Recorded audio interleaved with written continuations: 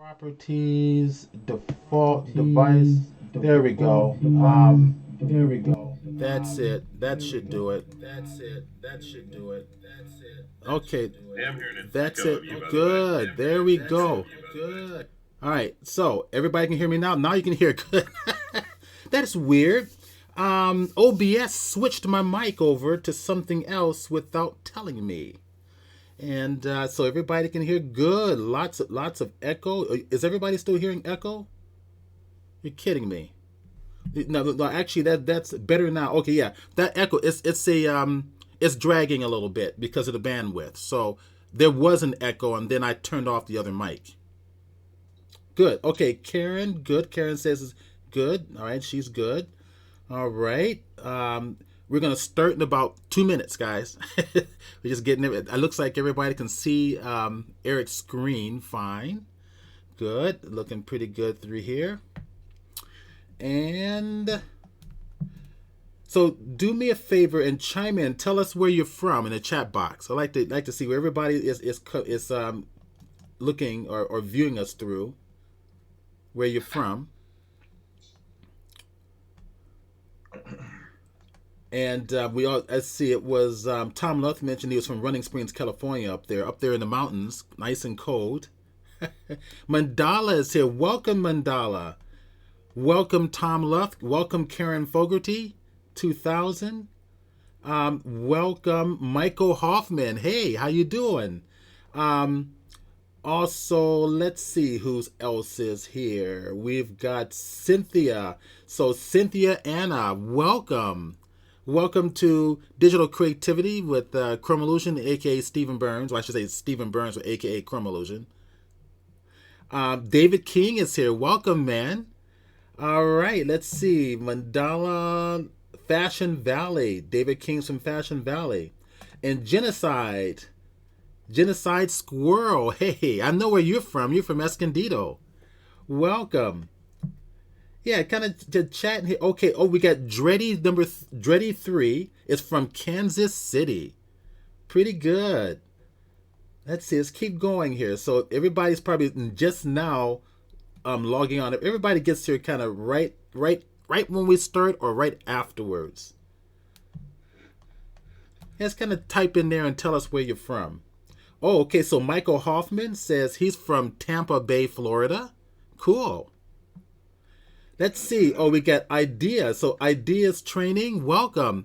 From Fallbrook. All right, so Ideas Training is from Fallbrook. And MR Phil, GovEffects, welcome. Where are you from? San Diego. Okay. All right, we got Disteco is from San Diego. Hi from San Diego. Welcome. Oh, guess what? Welcome, Disteco. Or DJ Disteco. Okay, you know what I mean. Just make it difficult for me, don't you? So we've got Sign Lab number 1 from Wales, UK. Wow, from England. We've got MRS San Diego 007. Welcome. Welcome to the Digital Creativity with Stephen Burns, a.k.a. Chromolution. This is the San Diego Photoshop User Group today. He is from Carlsbad. We've got, let's see, we've got Buster X66 from Langley, British Columbia. Welcome. This is great. Let's see. Oh, okay, so Tesco says, only because he loves me. Okay, great. No, okay, I'll accept that. Okay. We've got Diana Vision to you. Welcome. Greetings to you as well. Where are you from? Type in and let us know where you're coming in from. You have the list is growing. People are slowly coming in. Oh, yeah. Oh, very good. All right, so today, the Photoshop Users Group meeting. We got a real treat for you today. We have the 2 people who run the San Diego Premiere Pro User Group. And Eric Addison and DJ Summit, really talented individuals. These guys are pros, as you all well know, that everybody that I bring on to this. And Diana Vision says, "Hi, Eric." Hi, Diana. Diana's there. um, as you know, I bring on people to present who are living, breathing, and sleeping their craft. I want the real deal here. So I think that's just really important. So Terry Syndergaard, welcome. Hey, it's good to see you, Terry. I know Terry's from Irvine, I believe. From the now Terry runs the After Effects Abuser Group up in the Irvine, Orange County area. Great, Terry. It's great to see you here. And then we have to get something going. I know we've been talking for a while to get me up there to do a little something for you guys. I mean, like maybe a Photoshop and After Effects integration concept. I would love to do it. Just let me know. We'll chat. Tom Nuth is saying hello, Terry. Okay, all right. So, DJ Summit he is an animation guy. He works a lot. He works a lot with After Effects as well as Premiere Pro. Eric Addison is an independent film producer, and he'll talk more about yourself. He's going to be sharing with us some of the intricacies and tips and tricks of Premiere Pro. Both of them run the San Diego Premiere Pro user group. They are, as well as we are, the San Diego Photoshop user group, are official user groups of Adobe. So we're officially sanctioned by Adobe here in San Diego.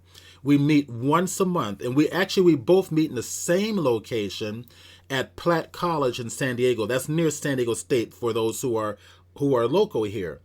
So I tell you what. Without further ado, I'm going to go ahead and bring on Eric, and Eric's going to give you a little bit of an introduction. Then he's going to go on and hand it off to DJ to start things up. We'll take a 15-minute break, and then we'll come back with Eric, and then we'll finish up the presentation with Eric. Now, before everybody goes, we're going to be giving away a 1-year subscription to the Creative Cloud. So somebody's going to win it. So when we're done with the presentation, stay on, because what I'm going to do is I'm going to draw a number on the pad, and everybody has to guess what number it is. So, and whoever gets the closest gets the subscription to the Creative Cloud. I would Okay. really know that, you're going to pick the right number. I mean, come on. I mean, it's my number. I can pick whatever number I want to pick. Okay, it's up to you guys to pick the right number. Oh, okay.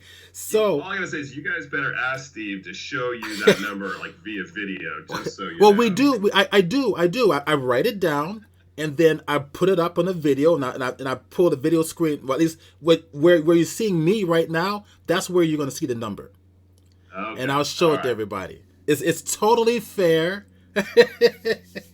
Somebody's already picked a number: 2,430,939. That's Miss San Diego 2007. That's her guess. Well, good try, but stay tuned. We'll see. All right, everybody. Without further ado, Eric Addison, who is the founder and the organizer for the San Diego Premiere Pro user group. Go for it. All right. Thank you, everybody, for coming out and spending your Saturday. I mean, I don't know really what else we'd all be doing, because since we're all in lockdown and having to stay in our homes, at least most of us are. So I hope you're having a good Saturday and you are staying healthy and well. So as Steven said, DJ and I run the San Diego Premiere Pro user group. We meet at Platt College, usually at Platt College on the third Wednesday of every month. Right now, we are doing online meetings just like everybody else in the world. So if you are interested in Premiere Pro, I would definitely encourage you to check it out. The easiest way to connect with us would be on either Facebook, in our Facebook group, and you can search for us there, San Diego Premiere Pro user group. Or if you're on Meetup, you can find us there as well, San Diego Premiere Pro user group, and join either one of those, and you'll get all the updates and information about meetings and things like that. So talk about today. So what we're going to do today is we are going to kind of create this little video that we've done here on this timeline. Now, I would ask you all to not judge me on the script writing that went on for this. It is a poorly written script, I will admit. With everything kind of going on in the world, I didn't have time to really write something that was more reflective of my writing abilities. But I think for the purposes of what we're doing, it's really not about the content so much as for the video as it is how we put things together. So what DJ and I decided to do was to sort of show you how you can use still images and Photoshop in conjunction with Premiere and After Effects. DJ is going to kind of show you how to animate some stills inside After Effects and some cool stuff you can do there. I'm going to show you, how to work with stills, a couple different things you can do with still images here in Premiere, as well as using layered Photoshop files. So that's going to be the kind of where we're going with this. If you have any questions, feel free to ask. I'm not sure. I'm not seeing the Twitch feed, so I'm going to rely on Steven to stop me with questions, and let me know if you don't understand anything. I'm kind of curious to know where everybody's skill level is with Premiere and After Effects. I'm going to treat this sort of that most of you are sort of at the beginning, intermediate phase of that. If you are more advanced, there'll be a couple things in here that hopefully you might not know that you can latch onto. But yeah, with all that said, let's dive in. So as I said, we're going to kind of I put together this little video here. It's comprised of a number of different things. Some of the stuff DJ did. Some of the stuff is stuff that I edited in here. I'm going to click over here and show you the finished video so you can kind of see what we're going to be building towards. And then we'll start showing you how we put this all together. I don't know how well this will play on Connect. Hopefully it plays smoothly. But let's give it a go.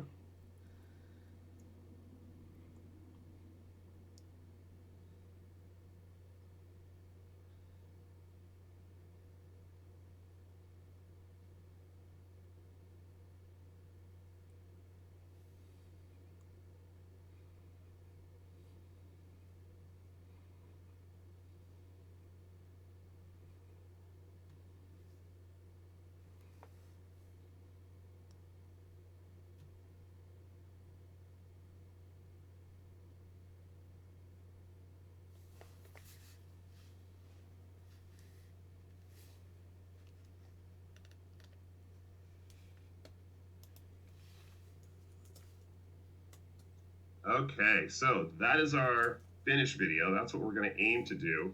And so what we will start with is going through, by the way, bonus points to anybody who can name my desktop wallpaper here, what this is from. I can't see the comments. I'll rely on Steven to throw me some names later on, but absolutely, bonus points to anybody who can name the movie that it's from. So let me kind of open Premiere. So that's the video. Like I said, DJ's going to kick off and show you how he did his shots in that. And then when I come back, I will show you how to put it all together, to take his stuff, put it in here. We'll talk about doing a voiceover, recording a voiceover right inside Premiere, adding sound effects, doing basic editing, using dynamic link with After Effects, and, doing some animation on stills inside Premiere. Okay. So with that, I'm going to stop sharing my screen and so we have DJ take over. We have a couple answers to your question if you want to hear it now. Oh yes. Okay, yeah, sure. What are they? So the answer, and it was the first person who answered was Ideas Training, and then the second person who answered the same question, same thing, was Tom Luff, and they both said Time Bandits. Well done. Well done. That is correct. This is the map of the universe and how to travel through time through it. Nobody let God know that I have it. So, okay. Okay. If you haven't seen Time Bandits, by the way, it is an amazing film. It's one of my all-time favorites, and I highly recommend it. So really? I'm going to stop sharing my screen now, and I will let DJ take over. All right. DJ's coming on. All right. What's up, all you cats and kittens out there? My name's Carol Baskins. No, okay. So I saw someone said, just caution on the video that separated was misspelled. That's on me. Thanks for noticing. And I apologize for that. So, okay. So what we're gonna do, I'm gonna treat this like this is an actual, job that was sent to us. So when I talk about the producer, know that the producer does not exist. And if I make this person sound like they're a mean person, that's because they're a figment of my imagination. Okay, that being said, let's go ahead and dive in. So we're going to do 4 shots, all right? The producer has given us 4 pieces. I'm going to show those off to you real fast. But let's go ahead and hop into After Effects and check it out. All right, when you open After Effects, this is what you're going to get. This is your little home screen, just like in Photoshop. All right, so you've got new project, open project, and then you got a bunch of stuff that I've opened in the past. You've got learn, sync settings, all that kind of stuff. Only reason I still have this pop up is because I like quick access to recent, but yeah, for the most part, just like in Photoshop, not that important. So we'll go and hop into new project. Okay, so we'll go to import, and we were given 4 files by the producer for this. And this producer being a imaginary person. So we were given these 4 files. All right, let's take a look at them, because each one corresponds to the shots that we're going to do. All right, the first one we're going to do is this hand shot. Okay. This one, the producer wants us to go ahead and push into this and just bring it to life, give it a little bit of a flow. So let's kind of play around with it and see what we can do with it. So in After Effects, this is your user interface. Over here is your project window. This is your viewer, and this is going to be your timeline once we set up a comp. Over here are just a few little, extra pieces. These, up here, for example, info is going to tell you what the color is of what you're selecting. It's going to tell you the XY coordinates, previews, your play area.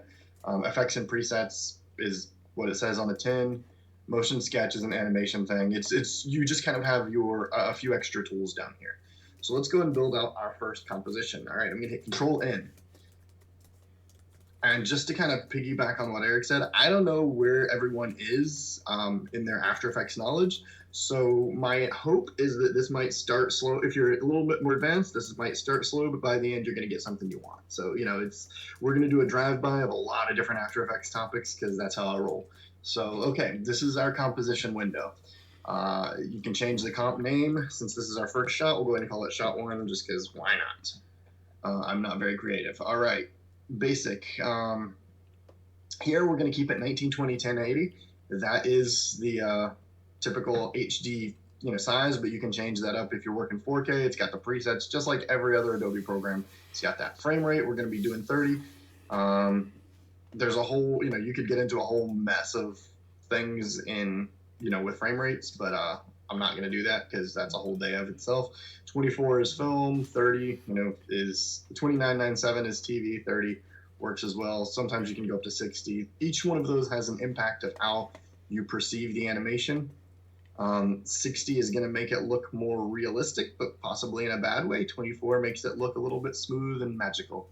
All right, start time code. So with this one, we're going to be starting at 0 seconds, and it's going to last for 4 seconds. So time code, in case you don't know, so that works out to hours, minutes, seconds, and frames. And then our background color is going to be black, but that is just a backing. It will be transparent until we put something there. So, okay. All right. Doesn't look like anything changed, but up here in our project window, we have our comp. I do not believe, to answer Genocide Squirrel, I don't believe that the demo was supposed to be silent. I think that was an audio input situation that we might want to look into. I'm not 100% on that, but just looking at the timeline. As far as low frame rate, I believe that you can thank a combination of, Adobe Connect, but probably just everyone watching Tiger King and other Netflix at their home right now, since no one can do anything else. I think it's choked the internet down, so it's not supposed to be low frame rate, but we'll see how we. All right, so proceeding on, what we've got here is we're going to drag in our husband. All right, we're just going to simply drag it down. All right, it's way too big, because if you look up here, it's 5568 by 4004. That's the resolution on that piece. We don't want it to be that, so we're going to change it down to scale. All right. So there's this, and by doing that, you just press scale, crank it down to 37%. Okay, that's cool. And he said that he wants us to give it a little bit of life. So we're going to click this down here, this stopwatch, and that's going to set what's called a keyframe. Keyframe is, it captures what it looks like in that moment. So it records, that it wants the scale to be 37% on 0 frame. We're going to come down here to the 4 second mark. Let's just crank it up to here. See if that works. All right, we're going to go back to the beginning. Spacebar. I mean, That works, I guess, but I don't think that that's what the client wants. It's bringing it to life, I suppose. But I think that he wanted something, along a little bit more like what Ken Burns did back in the 90s. Short story, Ken Burns is the reason I do what I do. I saw his piece Baseball when I was probably 12, give or take. And I don't even like baseball. Blew my mind, loved it, and I wanted to figure out a way to make that kind of thing. So here we are today. You don't like baseball?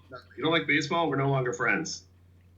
I mean, as a person who has many clients that are in the MLB, yes, I love baseball. It's okay. You can still be my friend. All right. That's all right. Sounds good. So taking a look at this, we've got a move on it, but like the move, let's just be honest with everybody, it kind of sucks. So I took it over into our favorite program, Photoshop. I'm not going to show you how to do this because I figure if you're in a Photoshop group, you kind of know how to do it. And also because you don't want to watch me do it. But basically, I threw a mask on this to get, to keep the hands. And then I just went in with a quick the combination of clone filter and content aware fill, filled that in, kind of roughed up the edges. But look, it sucks. Like, I did not take a long time to do it because that's not what we're going to be looking at. That's not the key to this. Okay, saved it out as a PSD. So you can thank me later for not making you watch me fill in and 15 layers of comp. So we're going to go into file and we're going to go into our folder and we're going to grab husband holding hands PSD and import. All right, we're going to set that as a composition. Now the difference between that is if you bring it in as footage, it's going to bring it in as a flattened PSD. You can always go back. There is a way to go back and bring it in, but as a layered composition. But composition just retains layers, so always do that. Here we can choose to keep the editable layer styles, or we merge them. I don't have any layer styles, so we're just going to merge. All right. So here's our comp. Look, there's our here's our layers. Just like I said, I would never lie to you. All right. So we've already got shot one. So let's go ahead and bring in and here it made a folder over here in our project for the different layers. So let's go over to shot one because it's already set up how we like it, and just drag these pieces down. All right, they're still big. So what we're gonna do is we're going to hit S. We're gonna scale them down, and they'll scale down together. All right. Now over here, you've got this little cube. Got this little cube, and that's gonna turn the layers 3D. Now, when I say 3D, I don't mean it's going to give it like sides and make it a box, but it's more of like a 2.5D. So you're going to have these, imagine pieces of construction paper that are floating in 3D space that you can move and create a parallax with. So that's 3D in After Effects. That's what we're going to be, hopefully we're going to accomplish well today. So we're going to turn on 3D for both of these. And to make that really work, you're going to have to add a camera. So we're going to go up to Layer, New, Camera. All right, bunch of settings in here. For right now, let's just ignore a bunch of them. All right, there's two types of cameras in After Effects. And I'm keeping an eye on the chat, so if anybody has any questions, you need me to slow down, let me know. I know I kind of move fast sometimes, but feel free to let me know. So there's two types of camera. There's a single node camera and a two node camera. All right. For the purposes of today, we're going to be working with a one node camera. One node camera, basically, all it means is it has position and it has rotations. So if you want it at 0, 0, 0, which is, theoretically centered, if you want it to point over to the left, you just move the rotation. Cool. And that's the way you kind of point it at things. The two node camera, it's more flexible, but it's also just a little bit more complicated. And it's kind of frustrating and not what we need to be looking at for today. It has position and it has a point of interest. So if you are at 0, 0, 0 and you want to point it at 100, 100, 100, you can keep it there, but it's so and point it at 100, 100, 100, and it's going to slightly skew everything because it's an actual camera that is now rotating in space to look at things. So there's that. Okay, so we're going to go up to choose one node camera. Up here is where you can change your zoom, you can change your angle of view. We're just going to keep all that for right now. All of this can be changed in our timeline as well. So we're going to go in and we've got our camera, we've got our layers. Okay. So let's go ahead and start bringing it to life. So the first thing we're going to want to do is kind of set our background. Over here, we can change the view. We're going to change it 2 views. That opens up 2 windows. All right. So the view over here is the top view. So imagine a camera that's point up here. Oh, it's dragging. Imagine, it's up here and it's pointing down, looking at this. So this is the very top edge. There is no depth. So there's that. But that's what the top view is. And that's what we're going to use for right now, just to get a little bit of separation. All right. So let's set the background. The background, we want to change the position. Hit P. And there's our position. All right. So to really bring it, we want it back in space. Now you can see kind of what I was talking about with the 3D elements, the 2.5D. This is just a card right here, and it's moving back and forth in space. All right. So we've got that. And then we've got our other layer here. Oh. We've got our other layer here. I grabbed the wrong piece. There we go. And we can fly it in and back in all kinds of ways. Okay. So what we're going to want to do is let's just start eyeballing it and playing with it. We're going to transform, start bringing this in. So the major big first thing is that we're going to want to keep the background obviously going from edge to edge. Now I wrote down some settings just from the initial piece that I had created for Eric, and all this is just putting it into 3D space in a nice way. So we're going to solo that. See that? That's way back there. Okay. Then we're going to put that at a scale of 1/16. Because when we rescaled it earlier, we didn't need to, because we were eventually going to be working with it in 3D space. All right. Now we need to place our hands at some sort of good depth. Now you want to be able to put it at a depth that is close enough to the camera and far enough from the background that you're actually getting some parallax. Because if not, then we're just doing what we did earlier with scaling it up and down. Nothing's really changing. It just feels like we're moving in closer to the camera. And that's kind of meh. So, all right. So we're going to go into change our scale back to 100. And that's the nice thing about it, is you don't necessarily have to keep these scales the same. This one can be 100, this one can be 1/16. The big important thing is that you're not seeing the edges of things. So, okay. And then again, I wrote down some position, and I just got these position coordinates from just kind of rocking it around and finding what I liked. So again, we're just kind of cutting down on how much time you're spending watching me do stuff. Now, if you look up here, this is our background layer up here. This is our foreground layer. There is a bit of separation in there. Let's go into our camera and just start pushing in on that.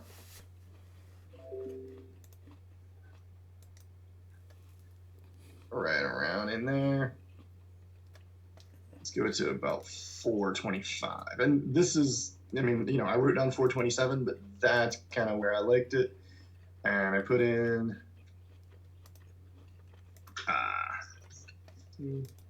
yeah.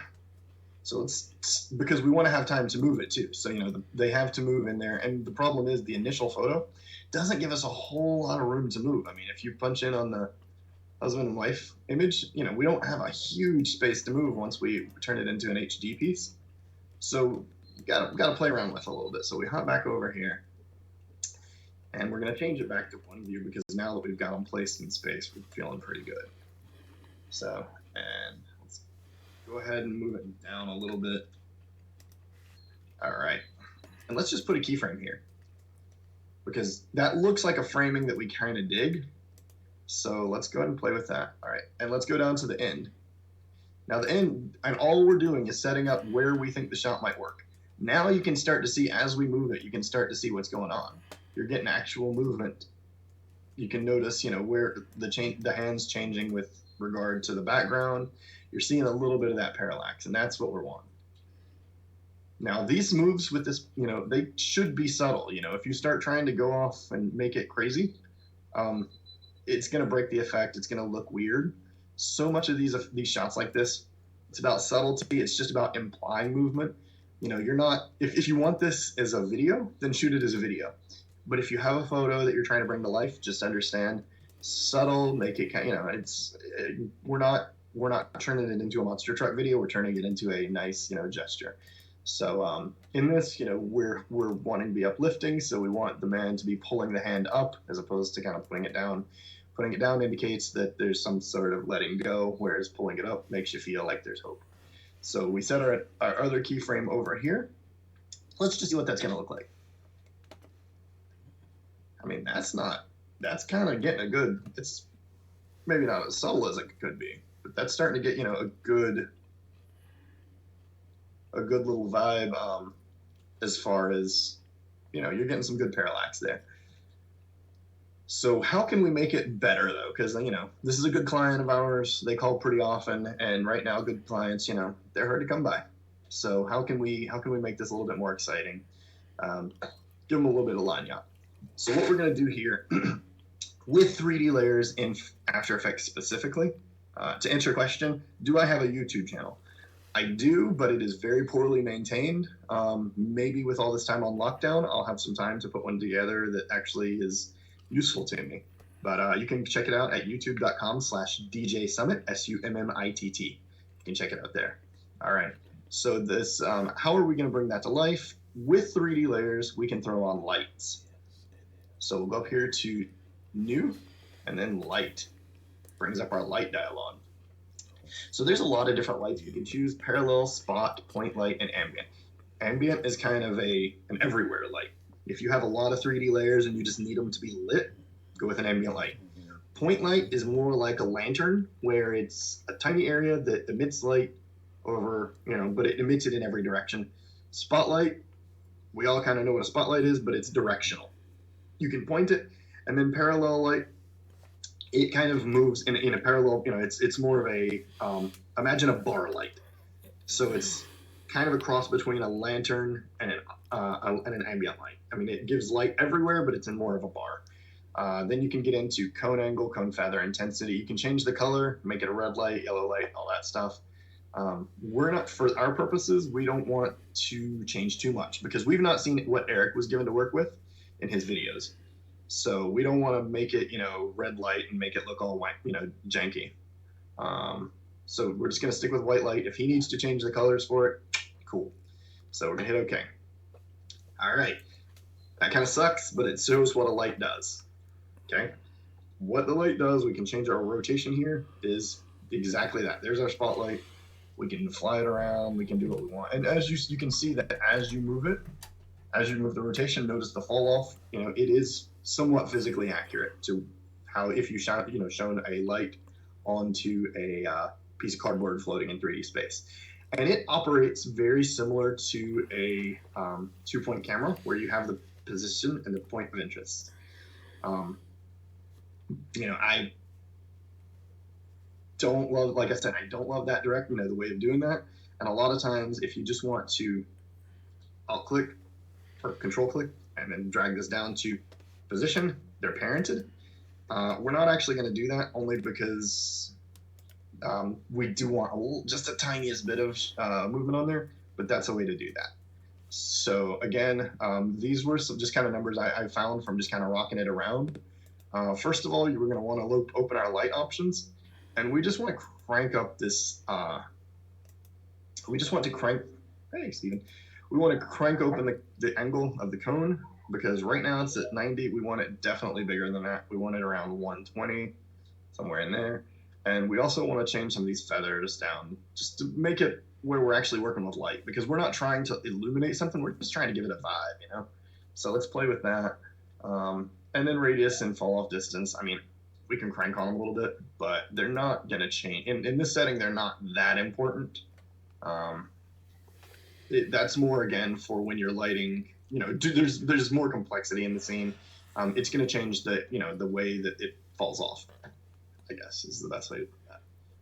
We don't need it to cast shadows because that's not what we're doing. And if anything, that would break the effect because you'd be able to see shadows that are being left on this piece and it's not going to look good. what is gonna be important here is that we point it at the right stuff. So in this case, we're just gonna change it to 1642. Again, I found these just by rocking it around, and I'm just putting them in here to save you from watching me rock it around to find exactly the nice kind of place I'm looking for. But a lot of this is just about trial and error. You know where your pieces are. You've got the numbers down here in position. So you know that you want it to point at roughly at the 12, the 1200 and the 1500 range, just to be able to get it looking nice. But yeah, once you get it past there, just kind of move it around. You'll find a good place for it, and then.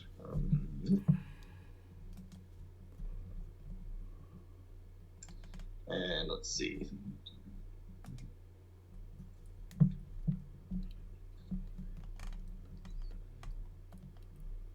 All right, let's kind of play with this a little bit more. Yeah, there we go, something like that. And we're still getting a little bit of clipping here, but let's just say, there we go. Okay, so that looks kind of cool. This is a little trick, and this is, I'm about to open a can of worms that we could go down for days. But I just want to show you it's there. And this is where this is our first kind of dalliance into kind of more advanced stuff. I have a client who loves the look of just throwing a light on something, and he'll tell me to make this cinematic. And it's all he wants the light to do is just kind of flicker just a tiny, tiny bit. Well, I could go in here, like I showed you how to keyframe it. I could keyframe it to 100, and then 85, and then 106, but I'd be here all day, and that's kind of silly. There is a way to do it, and the method is called expressions. Now, expressions is a whole world of After Effects that we could there's 12-week classes on just expressions. This is not that. I am showing, again, this is just kind of a drive-by to show you what's possible. So to open up, we're going to Alt-click stopwatch, and it brings up over here, it says light option dot intensity. And all it's saying is that the light option that's selected is intensity. So we're going to kill that off. And the expression that we're going to use is called wiggle. And then we're going to change it to 5, 8. So these are written in a form of JavaScript. You do not have to, I know people who've used After Effects for 12 years, never use an expression. You don't have to, but it is an option, and they're really powerful and can save you a lot of time if you do know. I know some JavaScript, I use some expressions, I don't use them as much as some people. What this is saying, though, is to wiggle this right here, the intensity amount, wiggle it 5 times a second by 8%. That's all it's saying. And what that does is that's the make cinematic effect. You can see it's just giving it a little bit of life. And I don't know how well it's playing through, but that's just it's just a little bit of a like I said, my client calls it the make cinematic effect. That's very cool. He feels like it makes it look cinematic. So, hey, works for me. All right. Now I'm going to bring in an adjustment layer. Adjustment layers work almost the same as in Photoshop, except you can't make an adjustment layer only affect the layer below it. It's going to affect everything below it. That's just how it's going to go. As we're building things up, you're going to see that Photoshop and After Effects very similar. I would say that Photoshop is like a really good gateway to After Effects because it's built on the same ideas. It's just a little different. I don't know of anybody that uses After Effects that doesn't know that isn't pretty good on Photoshop. I got my start through Photoshop and then moved into After Effects. I used to be better at Photoshop than I am now, only because I spend 12 hours a day in After Effects now and design in that more so. But you'll see there's a lot of overlap. So for our adjustment layer, we're going to come over here to our effects and presets, and we're going to put on Lumetri. Now remember how I said that I don't know what the video that Eric's working with is going to look like. I've not seen it. I don't know. I just need to make sure that my stuff is going to be usable by him. So Lumetri color is this whole system of color that's in Premiere and After Effects. And you can come over here, and it's the way that you can actually color grade stuff. all that we're going to do with this is I want to make sure that the white balance, this is looking pretty yellow, and I don't want it to. So we're going to come over here, and we're going to grab a section that should be white. Boom. And now everything's the color that it would be in real life, without the yellow lights of the hospital, without the yellow lights. This is theoretically skin tones. That's because we used a white light. That's what it would look like. It's a little bluer than we'd want, but once you throw on the light, it gives it, that kind of cinematic effect. It's not too bad. Hurt myself. Okay, so that gets you in the ballpark. That shot, I think, is pretty, that shot's decent for now. I mean, we could take more time and, roughing out the edges here. There's a few other things we can do, but, this is a coronavirus spot that we're doing, so we got to get it out quick to the public. So let's call this shot baked for now. Cool. All right, the next shot that we're going to work on, you might remember it from when Eric showed it. We're going to fly down a hallway. Let's check out what they gave us. What do we have? What are we going to be working with? Hallway. Okay, well, I know a couple different ways we can approach this. So let's go ahead and build out a new layer. We're going to call it hallway. Cool. Let's drag in our hallway. All right. And let's just try, okay, we want to fly down it. Let's scale it up. Like I said just a minute ago, we are on a kind of a time crunch, so let's see what we can do. Is that going to work? Is this going to be cool for our client? Are they going to dig it? Does this bring this shot to life? Let's change the position keyframes as well, which would have been good to remember the first time around. Let's go up here. All right, let's check it out. Does this look? No, that doesn't look like we're going into a hallway. That looks like we're zooming in on a picture of a hallway. So that's no good. Let's not do that. All right, well, I know another way. There's another way that we can do. So let's create an adjustment layer, and there's a plugin called Optics Compensation. So Optics Compensation is it's pretty cool. It's going to let you bend things just like you're looking at it through a camera. So that's cool. So it's a tool that's often used to bring still images to life. So let's try that. So maybe we start here at 0, and then we are gonna crank this up. But now we want to reverse the lens distortion. So it looks like we're actually going into it. Okay, it's looking kind of weird, but maybe let's see what it looks like.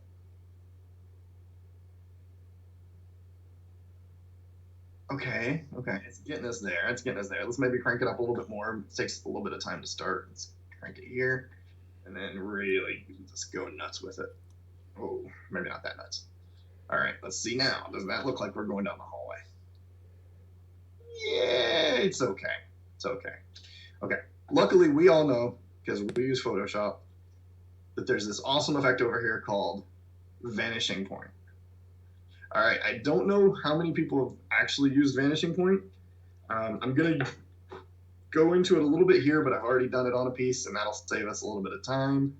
So basically with vanishing point, you go in and you define a grid. So you click on a spot, you click on a spot, click on a spot, click on a spot, and click on a spot.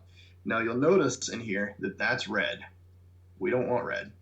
Red means that it cannot define a grid. And that's fine, because I didn't do a great job. So we're going to dive in even closer. And I just need it to turn blue so I can show you the rest of the things, and then we can dive into the other one. So let's see. Yes, this is actually, this is used a lot in Inception kind of similar things, where you can create hallways out of things. So good call. There we go. All right, so now you can see, I don't know how well you can see it, but it's blue. All right, so here we can start dragging out. And this is just defining the wall. We're defining the plane of the wall. We're gonna zoom back out because now we want to work with bigger things, and we're just defining that plane. Now, don't do that. Defining the plane. Cool. If you've never used this before, it's a very cool little piece. I totally recommend it. And then control click, it brings it across here. And you can see that it's a little janky because of the way it's built, so you can always go in here and kind of raise it up a bit, tweak that. And then, you're building it out that way. Once you have that defined, you're going to go over here to File, and then Export for After Effects, and it's going to package everything. It's going to make you a .vpe file, okay? That's the important thing, is you need that VPE file. So we're going to cancel out of this because this could take a little bit of time. All right. So when we go to File, we can't just Control-I like we normally can. We're going to go to File, Import, Vanishing Point. And we're going to go over here to our main file. And here's hallway.vpe that I created earlier. Hit OK. All right, that brings in a whole file structure here of a folder with the .vpe, and it's going to bring in each. There's one wall. There's the wall. It doesn't matter that these don't look like anything. It's kind of hard to tell what any of them are. Does not matter. What matters is we've got this piece right here. All right, this is our composition that it's made. First of all, let's Control K. Control K is going to bring up our composition settings. And we just want to change it to the settings that we're using. So we're using 1920, remember, 1080, and we don't need 30 seconds. Let's go with 5 seconds just to make us happy. Okay. Now what we've got here is a 3D. Remember, all the layers are 3D, and we're just outside the tunnel. So if we imagine, we're on the second floor of the hospital, looking down. Here's the ceiling. Here's the left wall. Down here's the floor you can see. So how do we fix that? That's pretty easy. We just move our camera. Boom. Now we've got it. All right, you can see a little bit of white edges. That's just because that's how it built it. There wasn't enough space to, there wasn't enough image info to keep the whole way going. So here we're going to position, make it a keyframe, remember? And let's go down here toward the end. And let's just really go down this hallway. Let's just really dive in.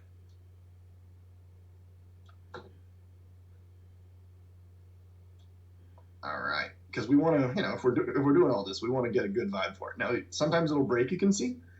So just move the camera up, and we'll find a good place that doesn't do that. A lot of times also, just take a solid, which is Control-Y, and a solid is literally just a solid. Choose a color that's used in there a lot, click OK. Throw it behind everything. Now you won't even recognize it. It's not a big deal, because we're going to be moving so fast and everything, that's not a big deal. So, see what that looks like. Yeah, that feels like we're going in a hallway a lot more than optics compensation and a lot more than zooming in on a JPEG does.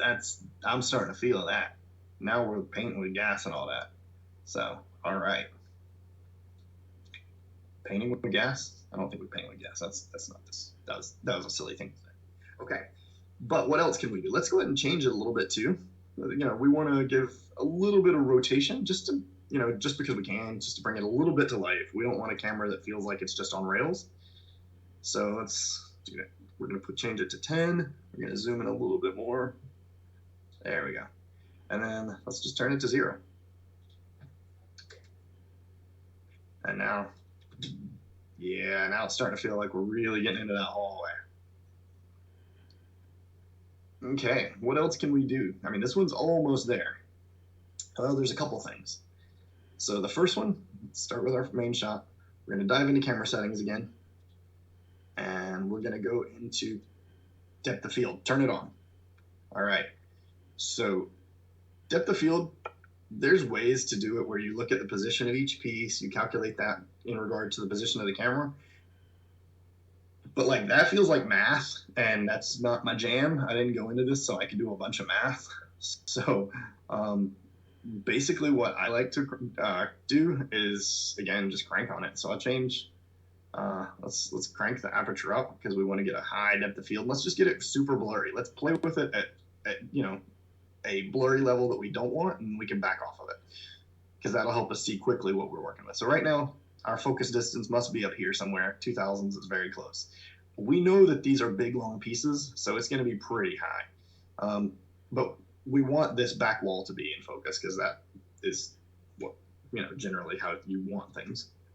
Boom. All right. So I just added a 1 because I knew it was way back there.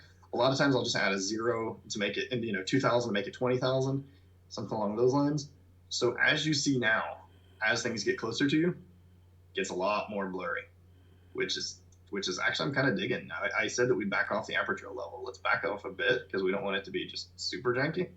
But that's pretty good. I'm feeling that. Let's put it around 6 maybe. All right.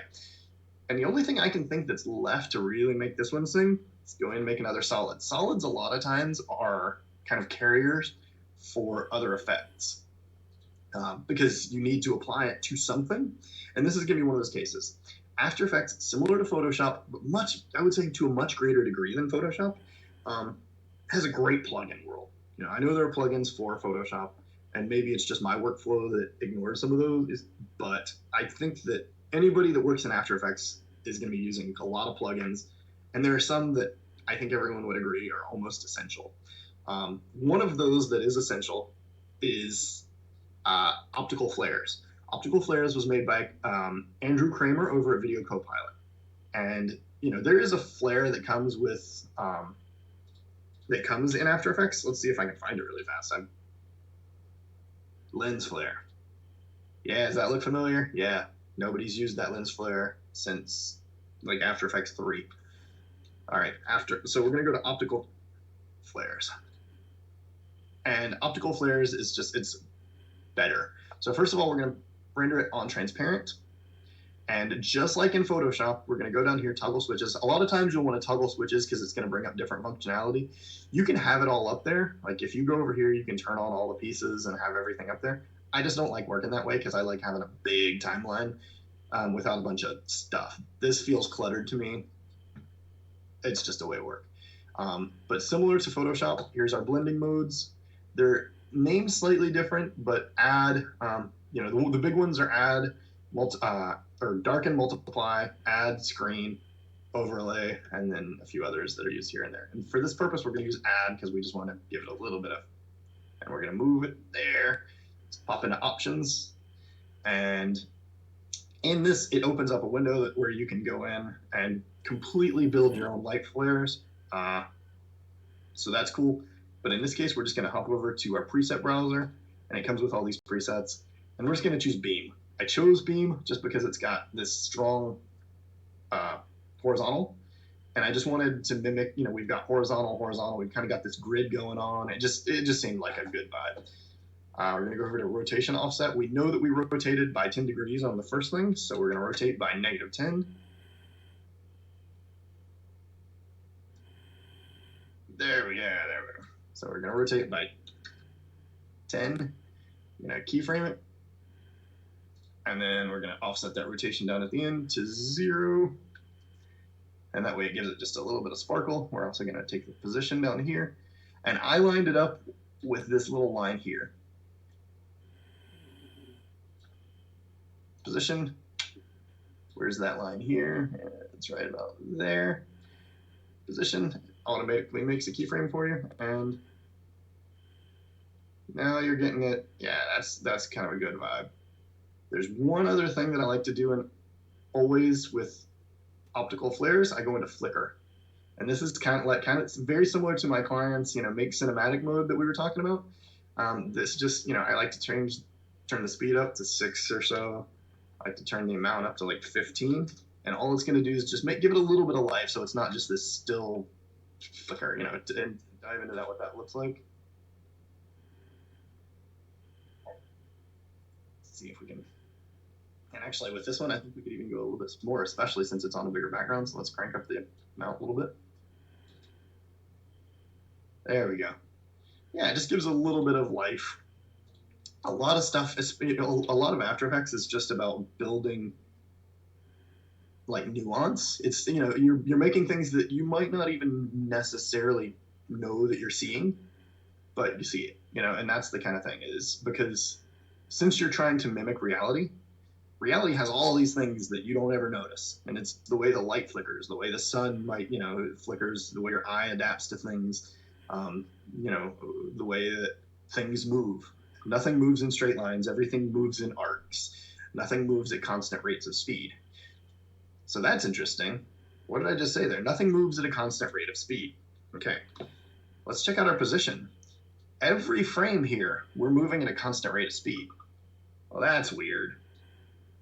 I don't want to move at a constant rate of speed because that's not how things move. I mean, even when you throw a ball, it comes out of your hand going really fast, and it slows down as it goes until it eventually hits the ground. When you throw a ball into the air, it starts out really fast, it slows, and then it reverses direction and it starts going faster until it hits. So this is another thing, more advanced. I'm not going to go too far into it, but it's called the graph editor. So the graph editor is how you can, change the keyframes. So here you'll see the red and the green it says when I highlight it, red matches your X position, green matches Y. So if you remember math from like high school, rise over run, X is your left to right, Y is your up and down.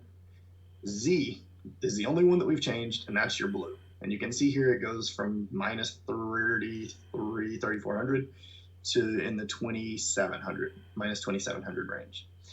But it does so in a very, what's called linear way. There are ways that we can fix that by separating dimensions and doing this whole thing, but that's not what this chat's about. We're just going to highlight our keyframes, and we're going to press F9. And you'll see all that does, it's called easing. And all it does is it starts kind of slow, it goes a little faster, then it slows down again. At the very least, you should do this to all of your keyframes. Because, I would say dive in even more and really finesse them, but this is at least going to break up that linear feel of things moving the exact speed, and it just gives it a little bit of life. I don't know how well it's playing through here, but it starts off a little slower, it goes faster here, and then it's going to come to rest instead of just move. So I think our client's going to be happy with this shot. Cool. So that brings us down. We got 2 shots down. We got 4 to go. All right. The next one, they wanted to make this doctor shot. They wanted us to do something with the doctor shot. So where is our doctor? We're going to grab him. We're going to drag it over, drag it to this piece, and it's going to make a composition out of it. Again, we're going to hit Control K because we know that it made it too big. These are good images. They're high-res images. And we're going to change it to the size we want. We could have just hit Control N and drag him in, but that's not how we did. Sue me. Okay. So what are we going to do with this guy, this handsome bloke? Okay. Well, we can move it. That's not really giving it any 3D. It is a 3D. I mean, it is a 2D photo. How can we bring... I know what we can do. We can throw a sphere on it because heads are sphere shaped, right? And I'm sure there's a sphere effect of some sort, which there is. That's not quite what I had in mind. Maybe we can make the radius bigger. He's not even handsome anymore. That's defeating the purpose. Okay. So we're going to go back to Photoshop, our friend. Because we all know Photoshop, so I'm sure there's something we can do in here. And what we're going to do is we're going to create what's called a displacement map. All right, Mr. San Diego 007. Right now, I haven't saved anything. If you look up here, it says Untitled Project. That's just because in the nature of what I'm doing right now, I didn't want autosave coming up, but you can go up to hit File, Save As, you'd save your project. Similar to how Excel makes little tabs at the bottom, you have your tabs here. So we can go back to shot 1. We can go back to our hallway. This is the hallway where we were just using optics compensation. We can go here. When you hit save, it saves all of those, and then it would keep auto-saving as we go. But I would never rely just on autosave. Just make sure you Control S and save. You can also do a Control, I believe it's Control Shift save. It's so weird to actually say keyboard shortcuts instead of just do them. Control Shift save? Yeah, I think it's Control Shift save. And that saves it as a new version. So you can save, you'd save this as hallway, or as medical commercial 1. Control Shift save changes it to medical commercial 2. Control Shift save again, 3, and so on. Yeah, so you should, like Eric said, you should totally be saving. Just for the, partially because I have my autosave set pretty frequently. And so that we'd be still talking about the shot over here because I don't like to lose work. So, but yes, save often.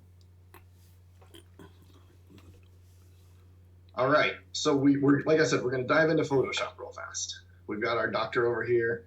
What we're going to create is called a displacement map. So a displacement map is kind of an interesting idea that honestly, it's probably better to show than to, kind of describe. But what we're going to do is we're going to fill this in with black, and then we're going to build up layers of white. And at 100% white is going to be the thing that's the closest to the camera, and black is going to be the thing that's the furthest from the camera. It's going to be a height map. If anybody has experience with 3D, such as Cinema 4D, Maya, even going back to Bryce, it's going to be similar to how you make landscapes. So white is 100%. It's the highest. It's the tallest. Black is the lowest. Hopefully that makes a little bit of sense. If it doesn't, that's okay. It's going to in a second. So the first thing we're going to do is going to hit make a new layer. Switch this so that black's our main color, and we're just going to fill. Boom. And then we're going to crank the opacity down because we still need to see our doctor. Yeah, man, Bryce was amazing. Bryce is actually what I got my start on. I got a CD of Bryce on a magazine it was like 3D World magazine or something when I was in film school. All right, so we're going to come over here, choose white as our color, and we're going to... Now, this does not have to be that clean. This isn't the time to be clean.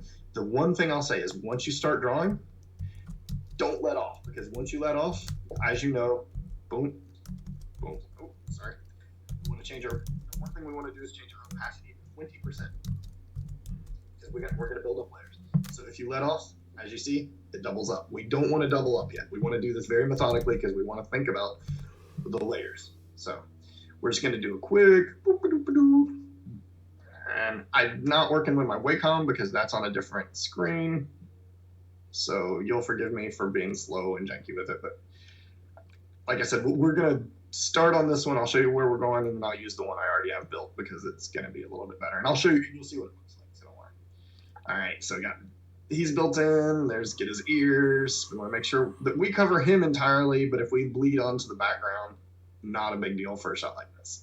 It's not going to be the end of the world. Don't try to be as clean as you can, but don't worry about it. All right, so there's our first layer. Cool. Now, what's going to be closer? Because he's closer to the camera than all this stuff.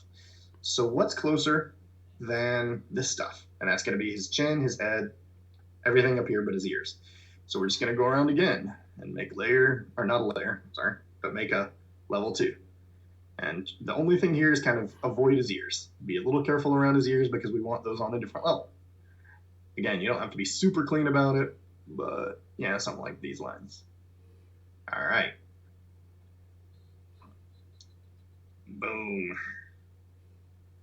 All right. Next level, everything but his eyes. And I have too big of a brush for that. But again, I let go. Yeah, and yes, I'm sloppy on his ears there, but that's only because I know I'm not going to use this one. We're just kind of outlining it. And actually, let's keep his teeth behind too. All right, next one is going to be... Actually, I am going to break my rule just a little bit, but I'm going to be careful not to go over it just so I can get his nose. All right. Now his nose is going to be the closest thing, so we can go ahead and get that for sure. And I think that's the next thing. And then we want the very tip of the nose, make it even a smaller one. All right, let's crank this back up. There's a displacement map of sorts. All right. Now, hopefully that's starting to make sense. Where you've got, the nose is the closest thing to us. All this stuff back here is, it's still in front of the background, which is black. All right, show everybody what the one I'm gonna work with looks like. Is Portrait of Doctor. There's the one I created earlier. So it's not that much better. I mean, this isn't the time to, make your Mona Lisa, so don't even worry about it. Ooh. So there's the one I did here, and the only difference is I just got a little janky here, got a little janky here. So here's what we're working with. All right, so let's dive back in. And we don't even need the JPEG anymore. All right, let's go into control. You could have done a control I on this one. And we're going to go to Portrait of Doctor in Hospital. And we're going to import. And we're going to keep it as a composition. Boom. Going to dive into our composition. And we're going to Control K to 1920. And 1080. All right. And we're going to grab both of these. And there we go. Scale them down. Now, the first thing that we want to do, and we're going to move them down just a wee bit. All right, the first thing we want to do is throw on a Gaussian blur. And just crank it up. You know, we all, again, edges aren't so important. We just want to get that. And also, I usually, for this kind of thing, I throw in the levels because I want to work carefully in Photoshop.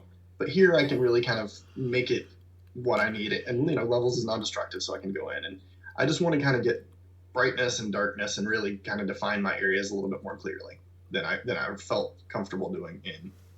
And let's scale both of these down a bit more just because we want to get some of that neck and shoulders in there. Oh. One thing to check out real fast is, and actually, let's parent this. So we're going to whip this down to background. But I was going to show you one thing. There we go. Never mind. Got rid of it myself.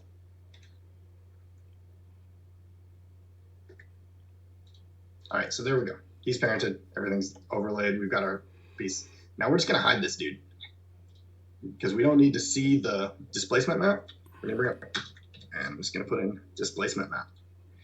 All right, so displacement map, as said, it's going to take the, once we change this to luminance, it's going to take the blacks, put them in further in the background, the whites closer to the camera. We're going to choose our layer, and we're going to make sure effects and masks. Always make sure effects and masks is selected because that's going to have your Gaussian blur, that's going to have your levels, that's going to have the things that kind of make it nice. Okay? And we're going to crank. Now I'll show you what it's going to look like, what you can easily do with this, and why it can get dangerous. Like you can get into some weird stuff if you crank it too high, because it is using it's it's only supposed to go so far. But remember what I said earlier: when you're doing this stuff, just you're just trying to give it a vibe. You're just trying to give it like an essence of movement. You're not trying to convince someone that you shot a video, because I'm sure this guy'd be happy to come in and pay, be paid again to shoot a video. So we're going to simply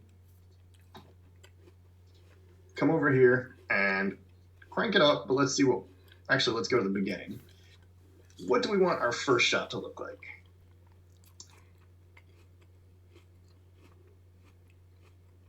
I think we're, actually, let's go down negative. You can go negative in these as well. So we want it to go from left to right, because that'll give it a good feeling. And that looks nice. Let's maybe play with a, here, let's actually go too much. Let's go down, somewhere around in there. And let's just make, boom, boom, keyframes. Here, gonna crank it, have it rotate. And hopefully you're already starting to see where we're gonna get. Let's see if that's too much.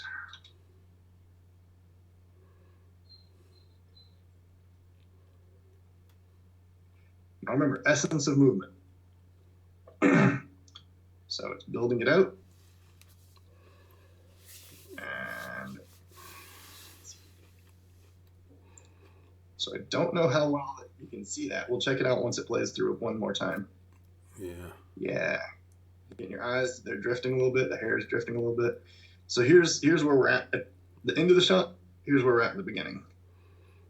Now this one's probably a little too much. Looks a little too much on X. So there we go. And that, we're giving him just a little bit of vibe as we scale across. You can see his eyes moving. You can see, the perspective is changing a little bit. Maybe too much here and there, but I think we can get by with it. All right. Another way that you can kind of comp this stuff in and just make it feel a little bit more natural. So we're going to create another solid. I'm going to put it on top. I'm going to dive back into optical flares, because if you notice, I'm sure you did, strong light up here. So we can easily use that to our advantage to kind of hide some of our issues. We're just going to bring this and put it actually off screen. I'm going to dive into our options, and we want to find a preset that's got a nice, just something like this, something where there's no, we don't want a bunch of these streaks. That's not what that light's doing. And let's hit OK. And now it doesn't really change our photo that much. Brightens it up a little bit, but it's something between him and us. We go back in here to flicker, change that up to, I usually do 6 to 8, and then crank that up to the 30s. And it's just going to give us a little something. Anytime you can put something between you and the main piece, it's going to look better. That's just how, it's a good way to comp stuff in. I mean, obviously don't go nuts with it. I mean, we can put like a mailbox here, don't do that. But, anytime you can kind of start adding those layers, that's when you're going to, it's going to start looking better. So now all we're going to do is we're going to hit Control Alt Shift and Y, and that's going to create a null. A null is exactly what it says it is. It's just it's a nothing, and it allows you to position things. It allows you to do things that we've got this shot down here, layer 1 and background. Those are set up. That's what we're wanting it to do. And if we start moving around with the position, we start moving around things, it's going to start to it could get things broken. So null, we just parent those to it. We can either do it by selecting here, or again, you just pick whip it to it. And now we can position it wherever we want, and it's just a way to kind of reframe your shot in a way that works. And you can do it with scales, the scale as well. And let's go down here. We're going to do just one thing we want. I accidentally pick whipped both. Make sure that you keep layer picked whip to the background, because if you wanted to come in here and let's say, say we want to turn them all 3D just to give it a little bit of rotate on the Y. We can do that, and that's not changing the null. So we change it here to like -2. And then over here to like 3. I mean, we're not trying to make a movement. We're just trying to give it a little bit of, just trying to give it a little bit of life. I think we did on that. All right, clients, as far as I'm concerned, client's going to be happy with that. All right, what's the last thing we got? The last thing we got is this logo. Summit Healthcare. Well, I think that's a very well-named healthcare company. So, all right, they want some sort of logo lockup. So this is where After Effects can really shine. It's really designed the best to be a motion design tool. Motion design being, when you start bringing in not just photos, but start creating within it and building whole worlds and layers, which sounds awesome. So let's do that. All right, we're gonna make a title card. Boom. All right, we're gonna drag in our logo. Boom. All right, there's our. So I don't know what Eric's been given to work with. I could just call him, but I'm not gonna, because that would change how I would do the rest of this piece. So since I don't know what he's going to do with it, I'm gonna leave the background transparent. You can go down here. Is my background transparent? Yes. We all know the little checkerboard grid. Cool. So the black's just there to give you a sense of contrast. Okay. Oh, come on. I didn't mean it personally, Eric. I didn't mean it personally. All right. So they want some sort of slogan-y kind of thing. And so let's go up here. You've got all your tools up here. You've got your selection, your hand, cameras. We're going to choose type. And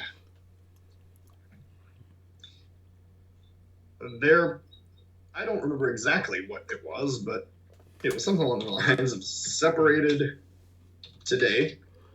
And that might be misspelled. I'm very bad at spelling. I'm okay with that. And then we're going to duplicate that layer because we want all the same stuff. And we're going to move it down just a bit. And we're going to change it to Together Forever, because we want it to sound like we are a veterinarian.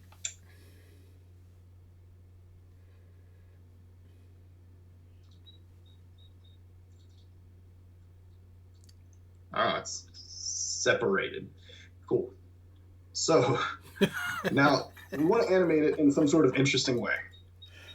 And how are we going to do that? Well, I mean, we could go in to do the keyframing thing, but that seems like not exactly what, we want to do, because we want something, anytime that you can make the piece echo what it's saying. So if you can reinforce separated today together forever with the animation, you're going to be doing awesome. So let's just look at separated today. Well, there's, what kind of pieces do we have? We got, oh, that's interesting. We could do something here, but how do we keep, what do we do there? I'm new to After Effects, but let's say I'm new to After Effects, and, so there's this button over here that says animate. You got a lot of different animations down here, animation pieces down here. And also in the effects tab earlier, which is now gone. That's cool. Over here in effects and presets, I see it's just a bunch of animation presets here. And there's text and there's other pieces. And you can drag all of these on, and it's the ones that you kind of expect where it spirals in, it does all kinds of stuff, and that's great, But for the purposes that we need, we've already kind of figured out the animation we want. We want it to kind of track in. So let's see what's in that animation, and we've got tracking. Cool. Okay, tracking type. So we want this to build on. So separated is turns out I get this wrong. Sorry. So we can throw the tracking amount, and we want to crank it up really high because we're separated today because of social distancing, which we're all doing, I'm sure. And then we crank it down to this, and we don't want to put it at 0 because then it's just a jumble. We just want to get it, say about there. That looks nice. That's the first thing that's going to come on. So, and we don't want it to just pop on. That's weird. So we're going to press T for opacity because O was already taken. And we're going to crank it down to 0. And we're going to fade it up to here. And let's turn off our logo since that won't be here yet. Oh, that feels good. That feels good. All right. And then together forever. Well, we don't want it starting separated. That feels weird. What if we did something similar though? So we come down here, we hit animate, we go to tracking. Because you don't want to have too many tracking. They're like fonts. You want to have at most 2 different styles of animation going on. You don't want a whole bunch of different stuff going on. I mean, unless you're going for a very minute piece that's super custom, it can get interesting. Let's say. So, but here let's start it as a jumble, and then we bring it out here to and something like that. And then we're going to change our opacity because we obviously don't want to see it as a jumble.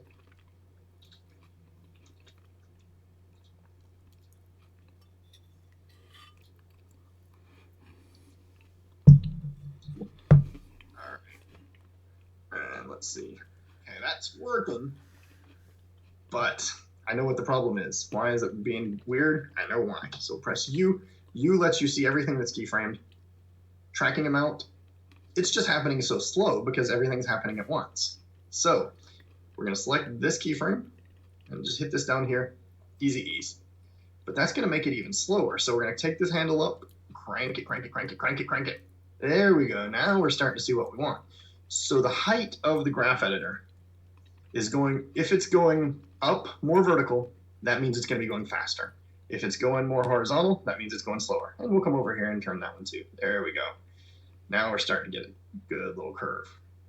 So all this means is it starts really fast, it starts slow, slow, slow, slow, slow, and it's basically in place. You might see a little bit of drift from here out, but it's basically in place. So let's see what that looks like now.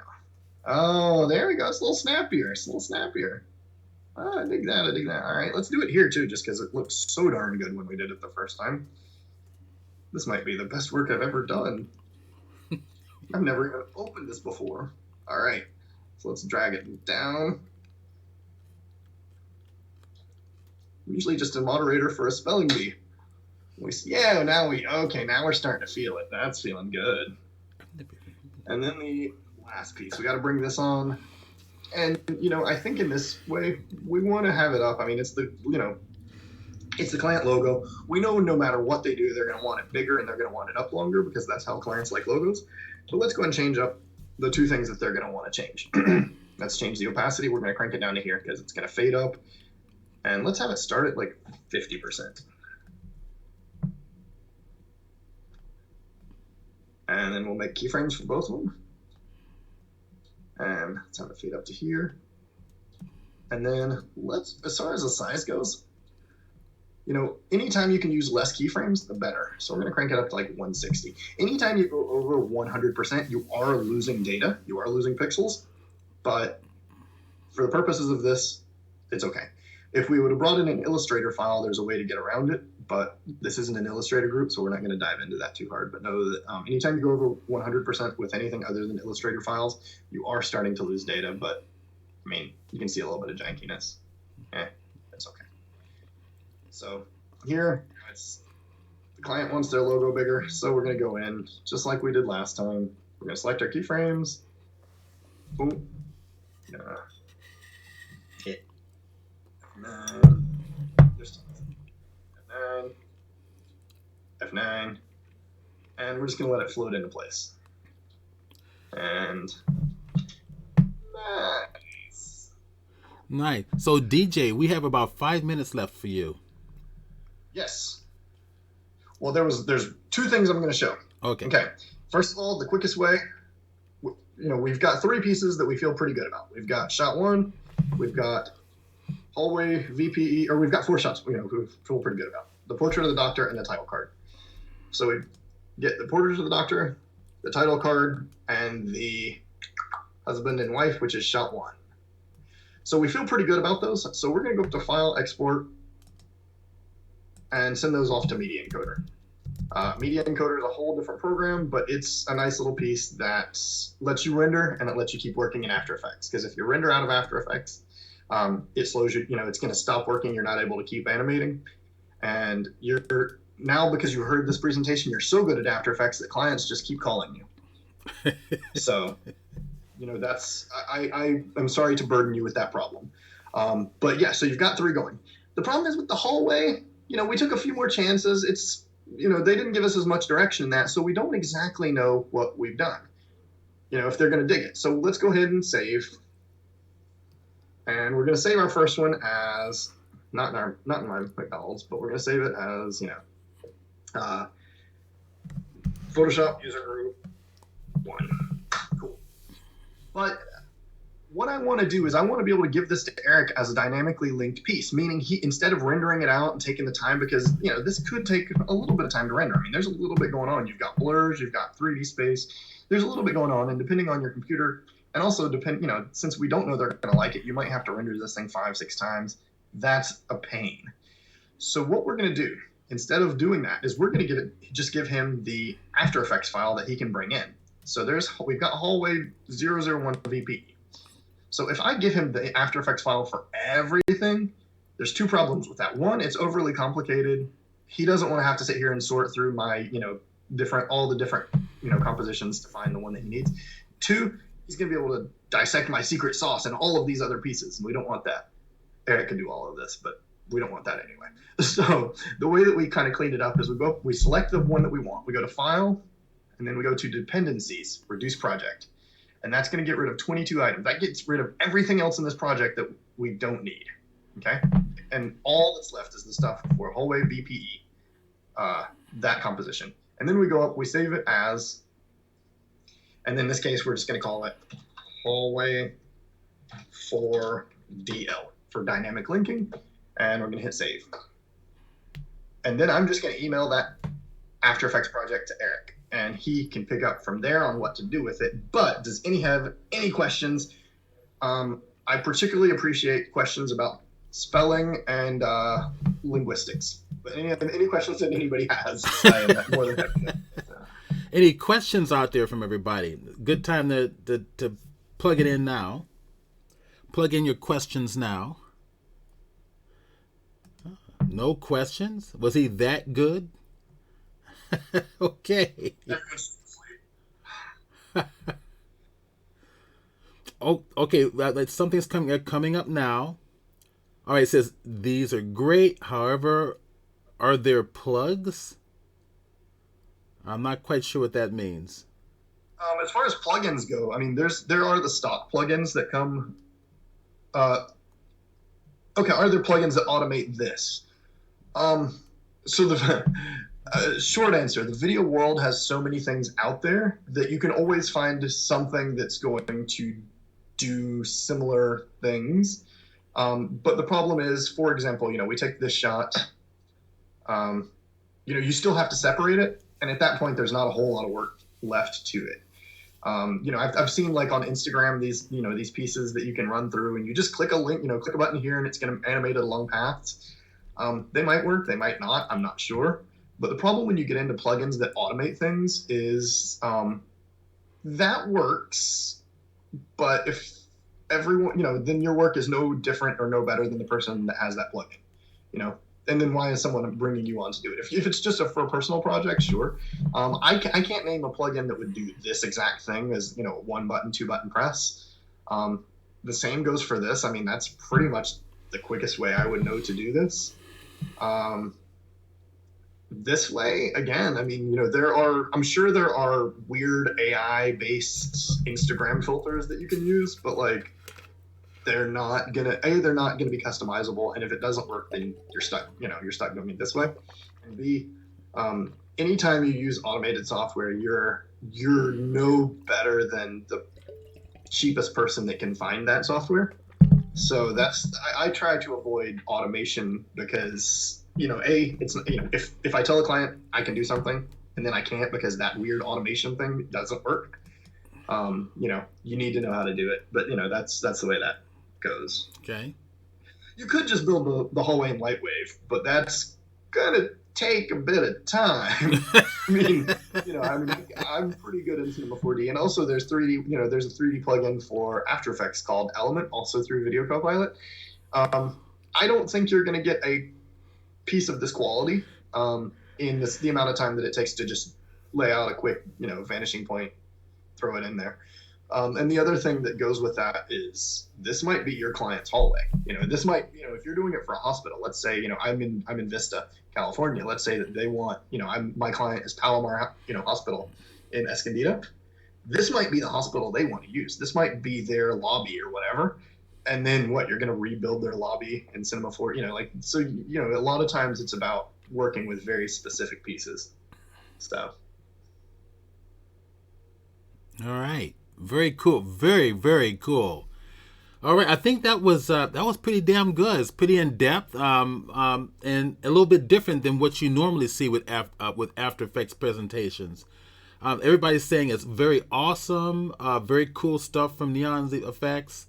Mr. San Diego says very awesome. Great job from Eric Addison. They're loving it. Okay, right. This is what we're gonna do. Huge shout out to Steve from Mr. San Diego. Hello. All right, so then we're going to take a 15-minute break, and then we're going to bring Eric on. I think Eric is still there. Still there in the background. Still here. Oh, yeah, he's still there. So I'm going to put up the 15-minute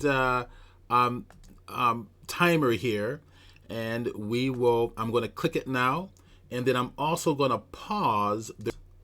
Cool. Now we're recording.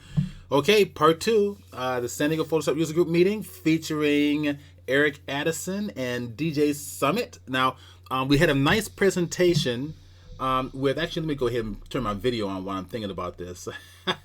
We had a great presentation by DJ Summit on the use of After Effects. Now we're going to venture on to Adobe Premiere with Eric Addison.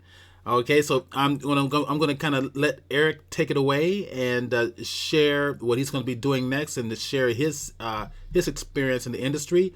He's an independent filmmaker, and I'm going to let him share more about that as well. Okay, Eric, take it away. Okay, thank you, Stephen. So, yes, my name is Eric Addison. For those of you who do not know me, which is probably most of you on this, I run a production company called 100 Acre Films. We do corporate video, occasional commercial, and we work for a lot of big companies, both here in San Diego and outside California and San Diego.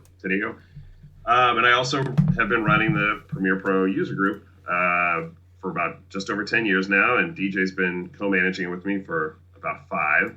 I've been editing on Premiere Pro since it was just Premiere. I think the first version I used was version 4.2 maybe, which is like back in the late 90s. So yeah, I've stuck with Premiere through thick and thin, through good and bad. And so yeah, but let's dive into what we're going to be talking about today. So this is the finished timeline. So I showed the video at the beginning. Let's just show it again, just so you can kind of get a refresher of what we're going to be working on. Let me hide some of this stuff. Let's find the video. Here we go. So this is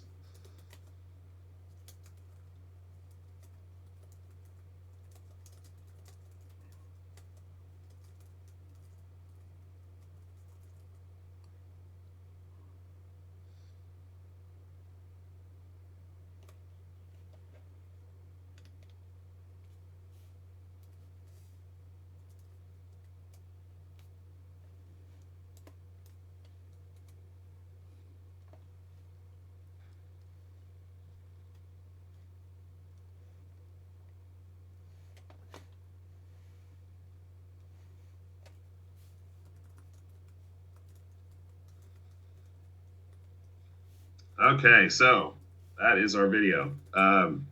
Please do not judge my writing skills based on that poorly written script. As I mentioned at the beginning, that was thrown together fairly quick.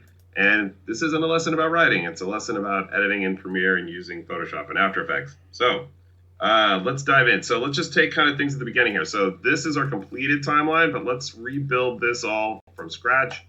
I have this over here, quarantine support. I'm not really sure why I need to see that. Okay, so our opening shot. We have the opening shot is of the map with all the hot spots coming up of where things are happening. So how I built this was fairly simple. It is a nested sequence that has a few layers in it. So there is the blue world map layer underneath. And then to get those red circles that came up like that, it's really as simple as just using a red color mat and using a mask on top to create the circle and the expansion. So I'll show you real quick how I did that. So easiest way to do it is to create the first one, which I did right here. And so let's add another one for South America. I just had one there, but I'm going to recreate that. So, and I'll show you how I did it. So the first thing you do is you can just drag a color mat down. You're going to click on your opacity and click on the, click on this one. Click on your opacity. And then you're going to click on create elliptical mask. And you can see that's going to create a circle for me, a mask. I'm going to shrink that down a little bit. And then I'm going to move it over here. And I'm going to adjust the opacity of it, like that. And then I will just I'll just add some keyframes here. So to add keyframes in Premiere, it's just like you do in After Effects. You've got your stopwatch here. So I'm going to come to the beginning of this clip, and I'm going to turn this on, and I'm going to shrink this down, or it's not really there, and then I'm going to come out about right there maybe, and then I'm going to just crank this back up again until it's the way that I like it, and it should be good. So then I'm going to, as DJ talked about, I'm going to add an ease in, and the way that I do that is I just right click on that keyframe and choose ease in. You'll see it changes shape. So now it's going to have a smoother ramp up. So now if we kind of play this back, you can see those are there. There we go. Now, that's how I created it. But once you create one, if you need to do multiple of the same thing and just reposition it, the easiest way to do it is to click on one you've already created. I'm going to hold down the Alt key, and I'm going to drag this up a layer, and boom, it's created a duplicate of it. And now all I have to do is I'm going to slide it down a little bit, and I'm going to reposition it. Just using I'm just hovering over the position keys to move it. I could also click on motion, just come over here and grab it like that as well. But I like using the position keys just to really dial stuff in here. Put that there. So now when I hit play, boom, we're good. And you can see that I've added a little bit of motion, a little keyframe motion to the map as well. If I click on the map, you can see it just got some keyframes up there. I'm adjusting the position and the scale. We're going to dive into a little bit of that later on when we show a photo, kind of do that Ken Burns effect, how you would do that in Premiere. But basically, that's how that opening shot was built. Now, you might be asking, well, gee, Eric, why did you create a nest for that? I create a nest for that because it's a lot more manageable on my main timeline here. So we're actually clicking over here. As opposed to having all of these layers on my timeline and having to sort of manage all that if I have to do any tweaks, it's far easier just to build it all on your timeline, select everything, right click, choose nest, and then it'll nest everything and just give me just this to deal with. And this makes things a lot easier when you have to add transitions, anything like that. I'm not having to add transitions, the same transition to multiple layers now to go to the next shot. I just have to add it to this one layer. And so again, makes things much more manageable. Okay, so the next shot is the dynamic link shot. So DJ talked about dynamic link. I can't say enough good things about dynamic link because I love dynamic link stuff. It makes life so much easier. So here's my shot right here. I'm just gonna drag this down. I'm gonna trim it up a little bit. Just a little bit more over here. Trim it up just a smidge more. Okay, so we have our shot. Here's our hallway shot. Now, here's where dynamic link is really cool. So I think DJ did a phenomenal job on this shot. But let's say the client says, you know what? That lens flare, come on, who does he think he is? J.J. Abrams? We don't need that lens flare. So all I have to do now is right-click and choose Edit Original. And what it'll do is open up After Effects and open up the project. Now, I've already have that open just because I want to keep things moving here. But you can see here, here's DJ's shot. So if I find his, where he has the optical flares plug in on this black solid right here, you can see if I come up here and I just turn off the optical flare, you see it's turned off here. Now I'm going to go back over, I'm going to tab over, back over into Premiere, and you'll see, you're supposed to see, it should update, and I shouldn't have to save it. There it goes. Just needed a little second. So you can see now in Premiere, my flare is gone. Now you'll notice back here, you see this little asterisk up here in After Effects. That means I've made a change and I haven't saved. I haven't saved anything. It's dynamically linked. So whatever I do in After Effects and go back over into Premiere, it's going to update in Premiere. If I decide to add a layer of color correction, I decide to change anything about this, I don't have to hit save. It automatically updates in my Premiere timeline. Now, should you hit save?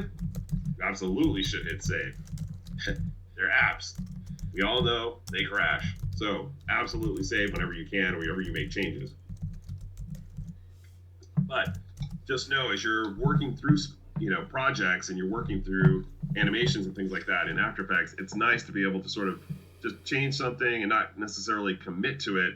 Go over into Premiere, look at it, see how it flows and how it plays, and go, you know what? He had the right idea with the J.J. Abrams lens flare, so let's leave that in. So I'm going to turn that back on. I'm going to come back over, and boom, there it is. We're back. So the great thing about Dynamic Link, too, is so right now, obviously, like most of us, I'm at home, but at my office, I have two screens that I work with when I edit on my workstation. And I usually have Premiere spread out across both of them. I have my bin, which is over here on one screen, and then I have the timeline and everything else on the other screen.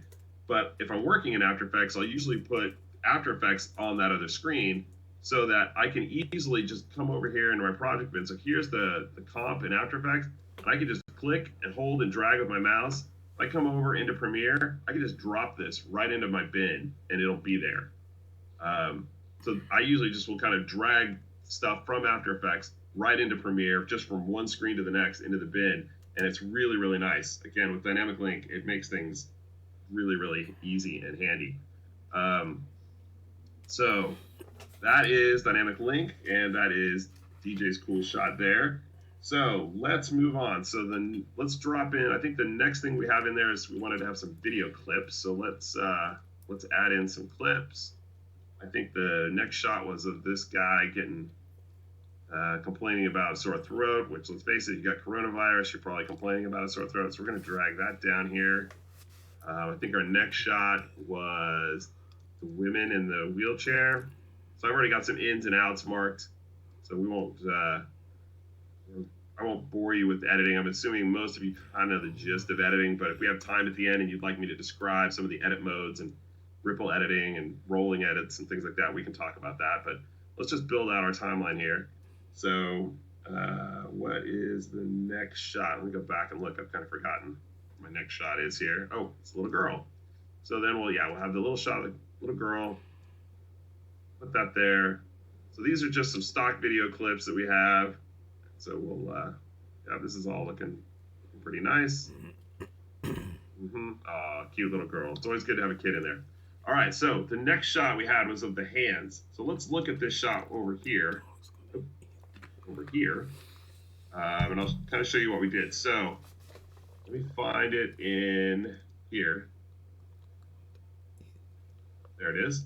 So this is the shot. This is the still photo that we used. And here's what we did to it in the finished video. I'm going to mute all this so we can talk over it. So you can watch what we did. So we did a little lighting effect to sort of reveal the hands. I think that looks kind of elegant and nice.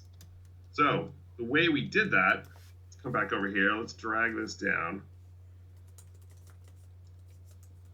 Just for timing, let's see. Okay, about that. So let me address something right off the bat. So you will see how big that photo is. It is a very large photo. If we come over and look over in our bin here, you will see that the still image size is 3901 by 2462. So, it's kind of a 4K image, and we're dealing with an HD timeline, which is 1920 by 1080. So when you have images that are oversized like this, there's a couple ways that you can deal with them. You can come inside and immediately adjust your scale here. Oops. Select the right thing here. You can adjust your scale and to adjust it the way you want it. The other way to go is you can choose an option. If you right click with your mouse, you have two settings there. You have scale to frame size and set to frame size. Now let me describe the difference between the two.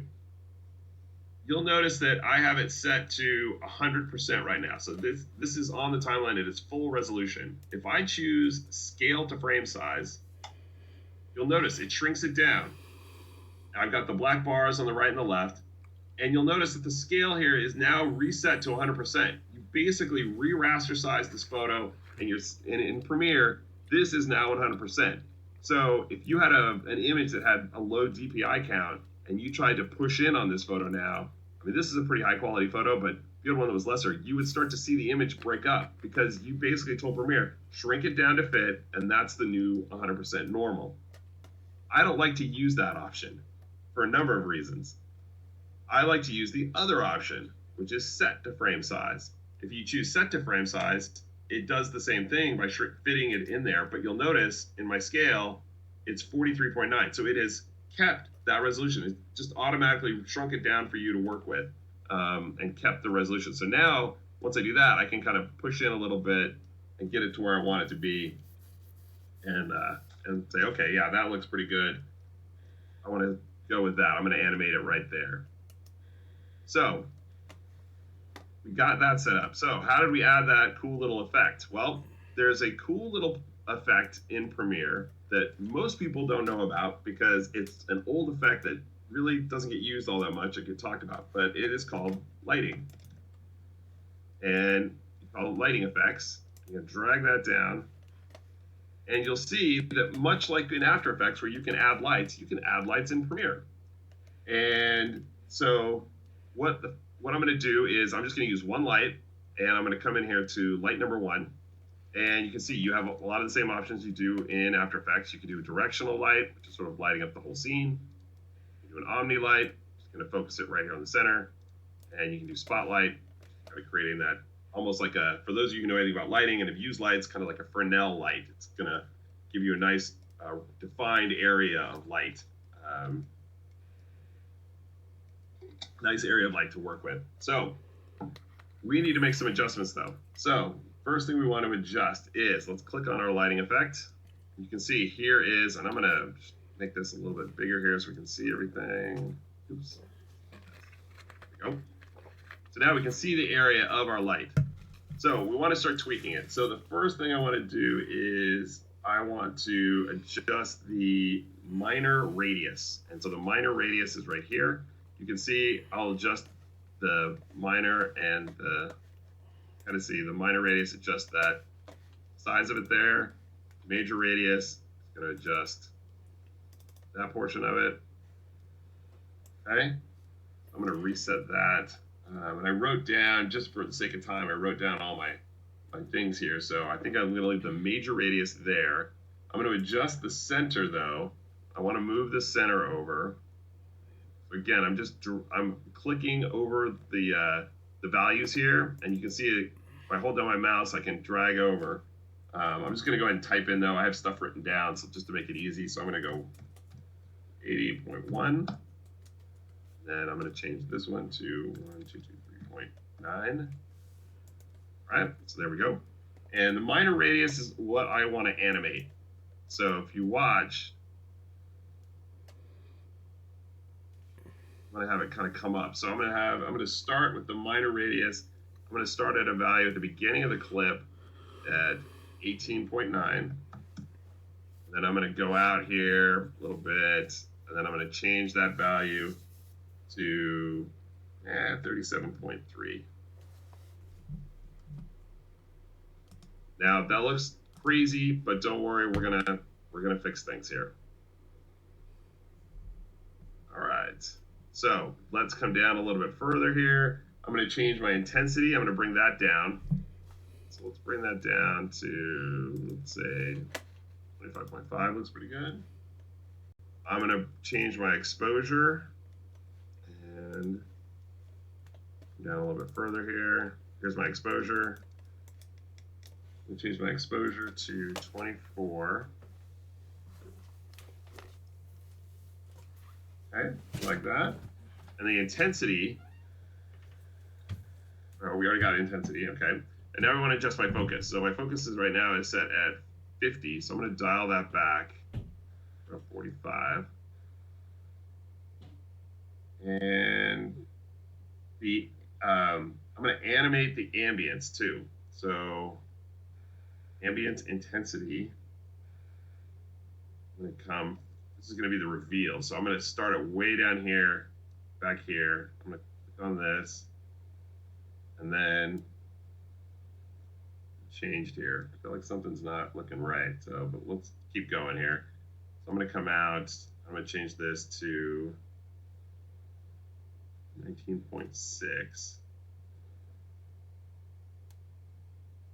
We'll go right around there. Now, for some reason, that's looking way blown out, and I'm not sure what I did because I've got all of my numbers right here.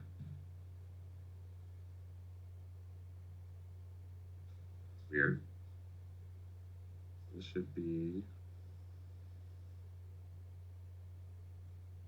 okay, that should be 18.9. There we go. And then let's come out here. There we go. Now we're looking good. We're going to change this to, oh, I see what I did. Huh? That. Let's change this to 37.3. That's still way too much. Let's dial it back.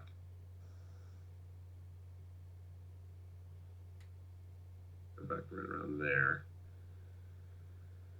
I feel like maybe I missed something here, but I've got it all right in the focus. Yeah, it's all right. So dial the intensity back. There we go. So now when I play this clip back,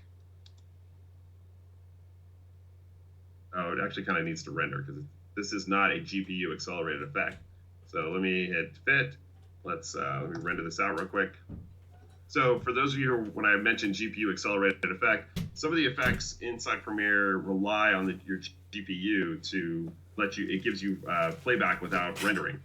lighting effect is so old and so rarely used, they've never GPU accelerated it, so you still have to render it out to get smooth playback. So that's why we're doing it. But you'll notice, you see that's the red bar, it'll change green, which means it's rendered. The yellow bar means that it should be playback fine without any rendering. So let's look at our shot now. Okay, Eric. I think Mr. San Diego 007 made a comment here. Don't see when you're making a keyframe. Are you using a keyboard shortcut? Ah, okay, good. Yes. No, I'm not using a keyboard shortcut. To make a keyframe, all you have to do is, so let's, just for the sake of this one, let's set a new keyframe.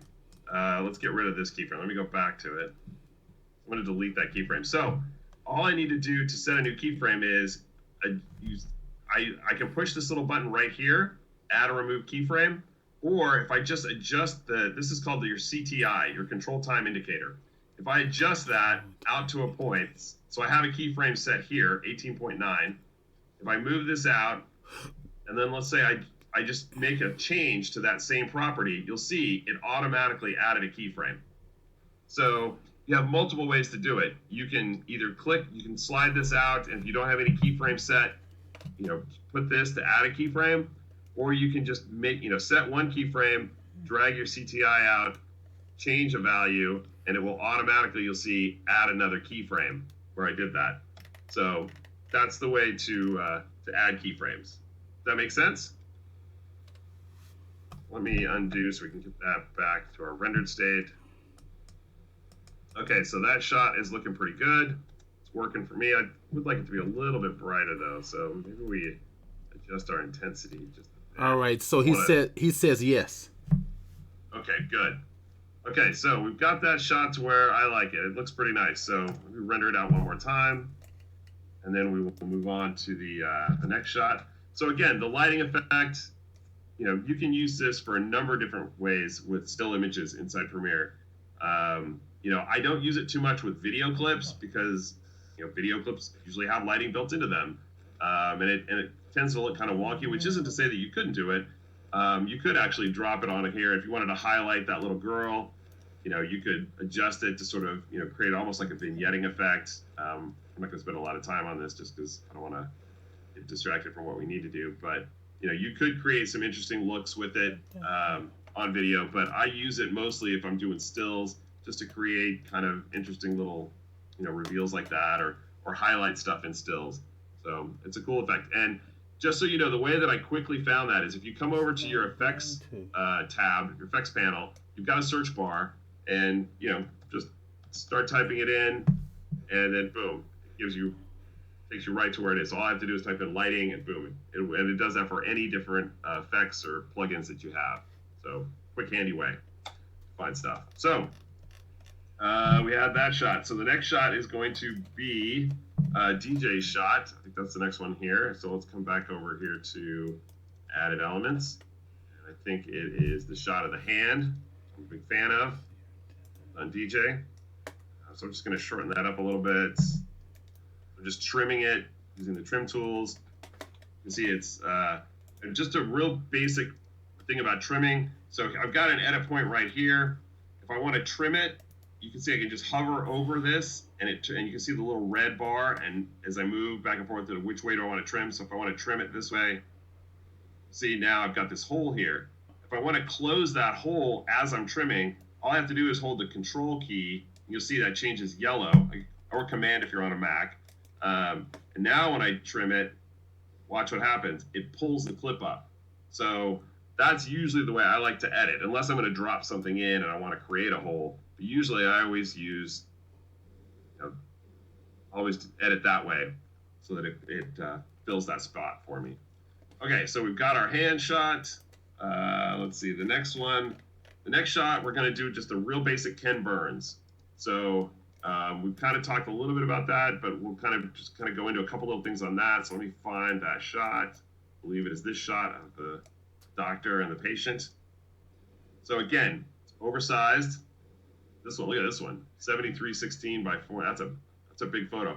One thing I will mention to you, if you're going to be bringing in photos into Premiere, Premiere does a pretty good job handling photos. If you start building a timeline with a lot of photos, And by lot, I mean 20, 30 photos, and they're all gigantically sized like this 7316 by 4947. Big image. Premiere tends to bog down a little bit. It doesn't like dealing with that much image, especially if they're high DPI and things like that. So it just can get a little wonky. So one recommendation I always tell people, there's two things you can do. First thing is shrink everything down in Photoshop. If you're working in video, you're dealing at either 1920 by 1080, which is HD resolution, or you're dealing usually in 4K resolution now, which is 3820 by 2190. I might getting that wrong, I forget, but somewhere in that neighborhood. So, you don't need an image that's really this size.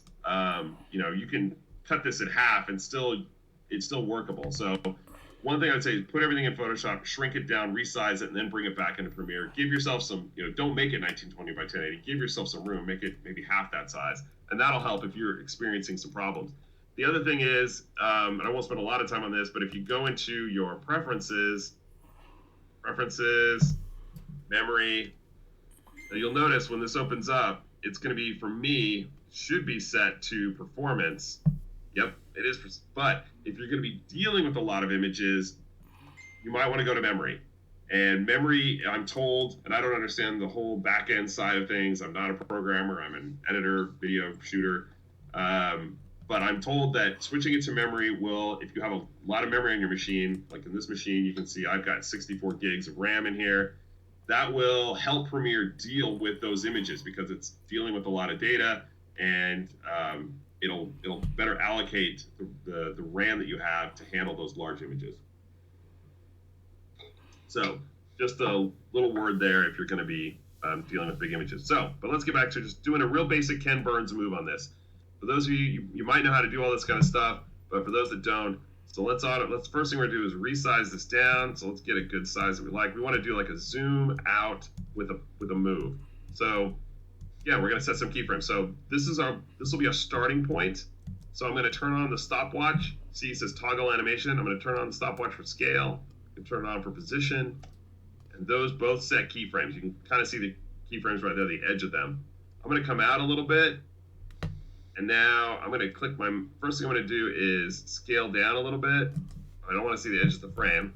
So you see, added another keyframe. Yes? So Eric, Diana Vision to you has a question, and she asks, what's the ideal still image size? That is a good question. I would say it really depends on the resolution that you're working at for your video. If you're working on a 1080 timeline, I would say if you could deal with 2K or 3K images, that still gives you the flexibility to do like what we're doing right here with the Ken Burns stuff. That's probably the most ideal. If you're working on a 4K timeline, you probably want it to be a little bigger than that. So, if you're working at Ultra HD, which is the 3896 by 2190, I think that's actually it. I could be wrong, but, I would say you want to keep your images maybe around a 5K size image. That'll still give you the latitude. It really sort of depends, again, on what you want to do and the resolution that you're working at. But I would say keep it, about double the size of whatever the resolution that you're working at. Don't let it go beyond that. Especially if you're working on a machine that doesn't have a lot of RAM, maybe doesn't have a lot of horsepower in the CPU. I would try to keep them as small as you can go, while still giving yourself the freedom to be able to do this sort of animation of the images. And it might be a case too where if you have 10 images, they're all really large, but only one of them you really need to push in tight on or do like a big move. Leave that one rather big, and then shrink all the other ones down. And that'll help with things as well. So, okay, so let's get back to our move here. So I'm going to adjust my position keyframe now.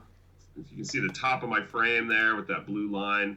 So let's see how this move looks. I'm going to select my keyframes. I'm going to right click. I'm going to choose E or temporal interpolation and choose ease in. So again, like DJ mentioned with his keyframing, you want to have that smooth ramping. You don't want things to just kind of move at a constant speed and then stop.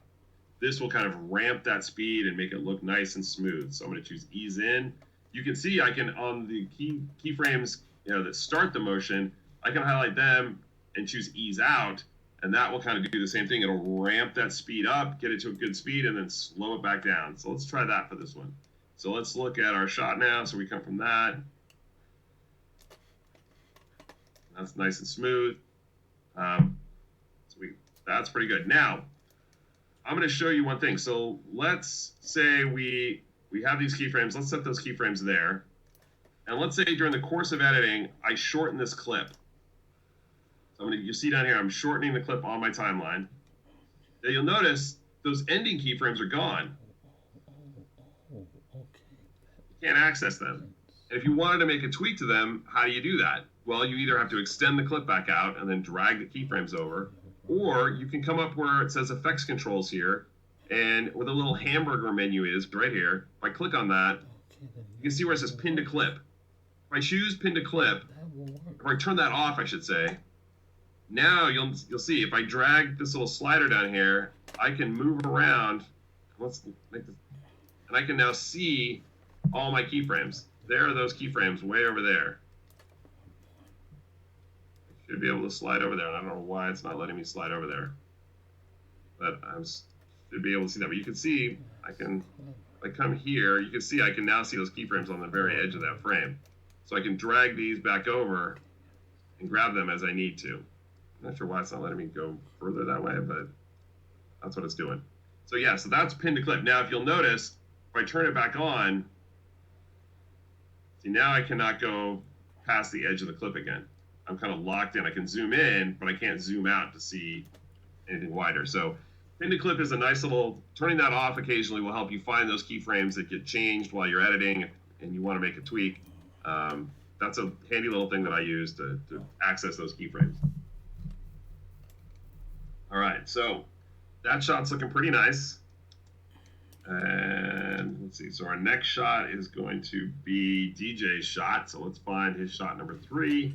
That's over here in the added elements bin. I think that's our doctor dude.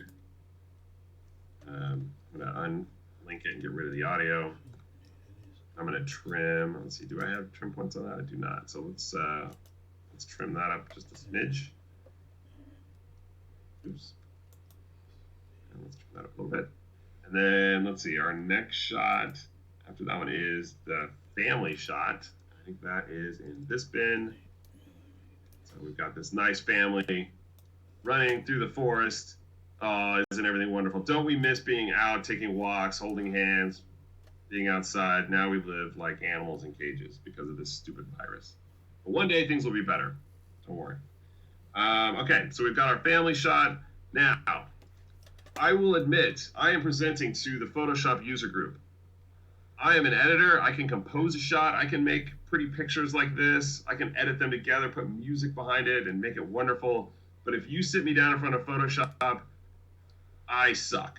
I am not a graphic artist. That is why I am friends with DJ, and I hire DJ to create graphics for me, because when I am left to my own devices, I make things that look like this. Where is it? But that's okay. We love you anyway. I make things that look crappy like this. But that's okay. So I'm going to show you a couple things. So first off, this is basically a Photoshop file. So this is something I built in Photoshop. It's multi-layers. So one thing I want to show you first off is how you import Photoshop stuff into Premiere. So if you've got a Photoshop file that you built with multi-layers like this, what you do is if I import it in, so I'm going to right-click, choose Import, and here is my Photoshop file, NCT, Call to Action Graphic. Now, when I try to bring that in, you'll see it gives me a couple options here on how to bring this in. The first is Merge All Layers. So that'll basically bring something into Premiere that has all those layers on one file, basically. I can't change anything. I can't move anything independently. It's all just one, image combined. I can choose Merge Layers, and this will let me kind of merge things, but now I can choose which layers I want to include. So I can say, well, I don't want the phone number in there, or this thing just turned out to be, I don't know how that layer got left in there, so I don't want that one, but I can choose which layers I want to bring in, but it still brings them in kind of all combined. I can do individual layers, and individual layers will let me choose what I want to bring in, but it'll bring them in as separate elements. And you can see the footage dimensions, document size, or layer size. So I have that. I'm going to keep it at document size because I'm working in a 1080 timeline, so I want it to be that way, and that's actually the resolution I created in Photoshop. And then you have sequence, and that will actually create a sequence for you with the layers in there. And that's actually kind of a good way to go sometimes too, if you know you're just going to be doing a bunch of stuff with it and animating all the different layers and nesting it as I did here. That's a good shortcut to do. But for this, I'm just going to choose individual layers. I'm going to bring it in. I'm not going to bring it in because I already did. So what it does is it creates this folder here that has all the separate layers in it. And what I did is just took them and I brought them down to the timeline and nested them. And you can see I have a nest right here that is that graphic. So you can see here, here's all my different layers. I've got this horrible looking background layer. I've got the phone number layer. I've got the picture, and then there's the call to action up there. And I've added just a dissolve on them to fade them up. I added a little bit of keyframing motion inside Premiere, inside my effects control. So if I click on each of these, you can see just basic keyframes for them, for that picture, that is. So let's say my boss, whoever hired me to do this, says, Addison, that photo looks, that image looks like crap. Can you at least change the font and match the black background that you have, in the other end graphic? Yes, easy enough to do. So all I have to do is click on any of these layers.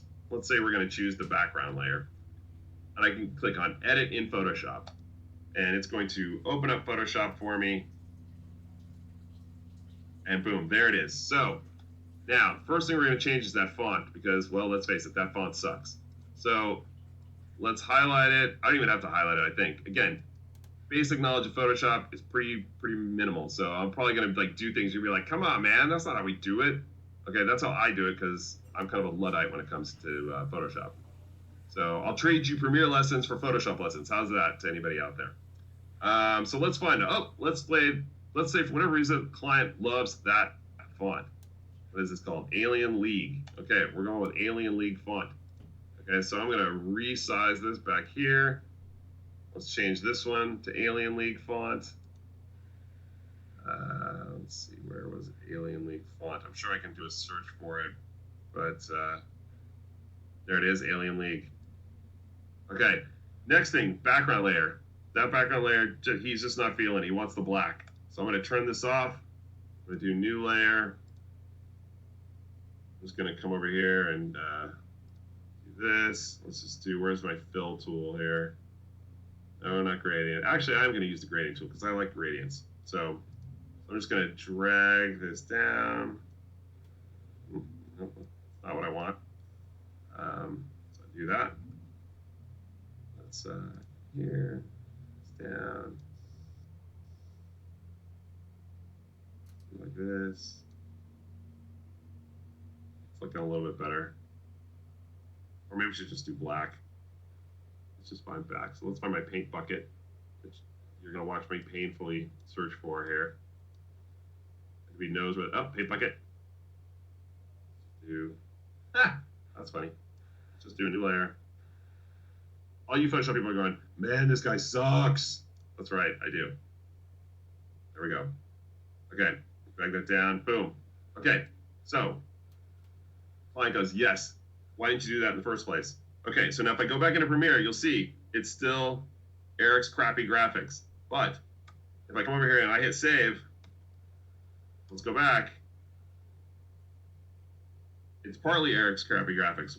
Now, the reason it's partly Eric's crappy graphics is because I added a new layer. If I come to this background layer and let's add the paint bucket to it. There we go. Now I hit save. There we go. It updated. So Photoshop has what's not called dynamic link. It's what's called direct link. And direct link means if you make any changes to it while you're editing it, if you're editing it in Photoshop and you hit save, it will update automatically into Premiere. Again, direct link versus dynamic link. The difference is just having to save. Dynamic means it's happening as you're doing it. Direct means it happens when you actually save. Okay?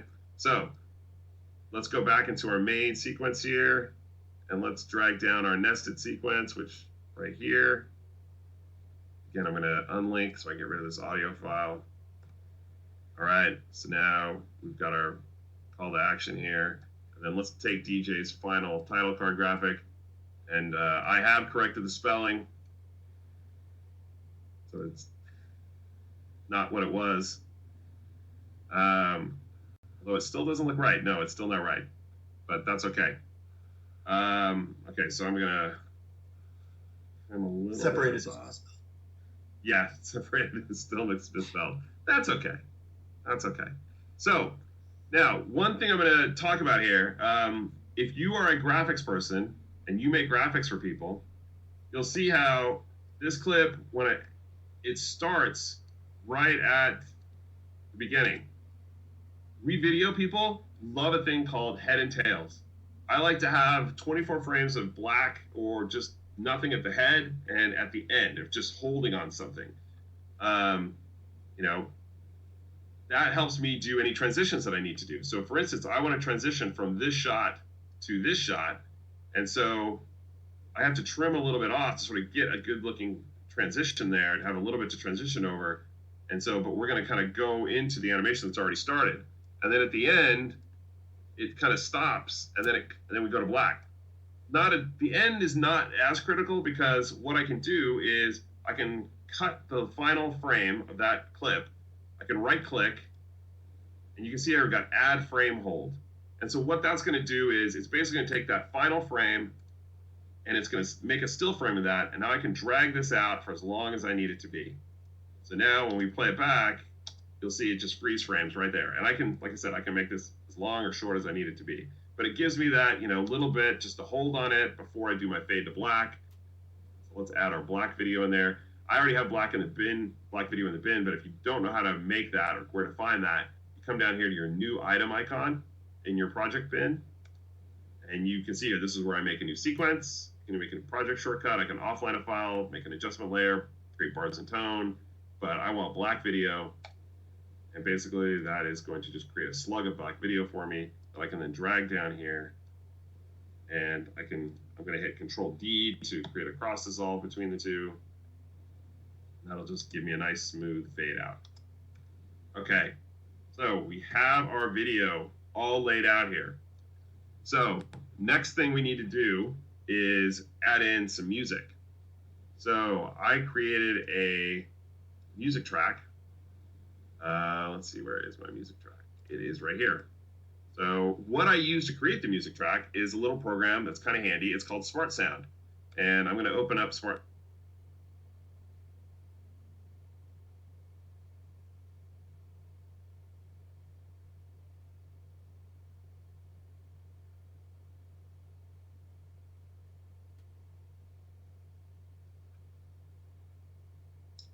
Sound may have switched your audio.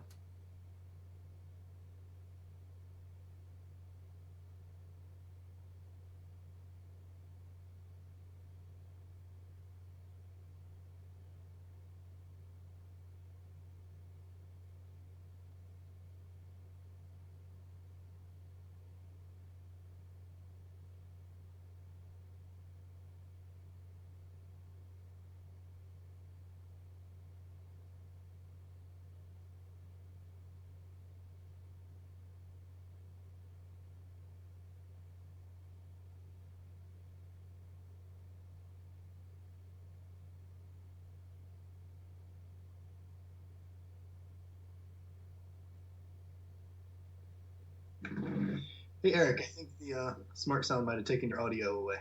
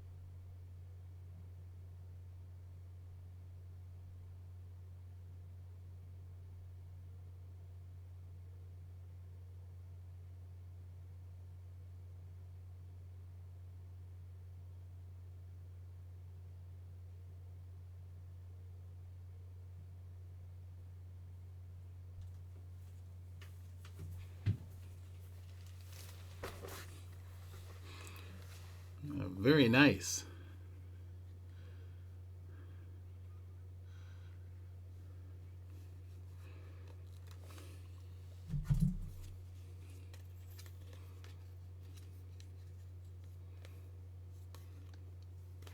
Uh-oh. No one can hear you scream. Can everybody hear me? Yes. I can hear you now. Okay. Okay. All right. Well, it seems like Smart Sound screwed everything up, so I'm not going to go back into Smart Sound. So as long as everybody can hear me now, I'm going to keep going here. So basically, Smart Sound allows you to create custom tracks of custom lengths. And so I created this track.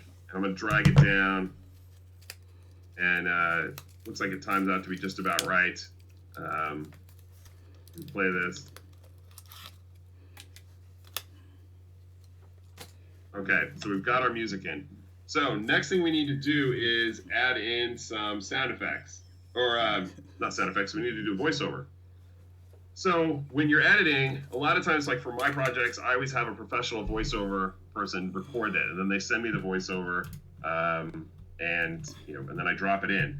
But when I'm editing, I like to have a scratch track, just so the client can kind of hear how it's going. And most of the time, I use my own voice for the scratch track.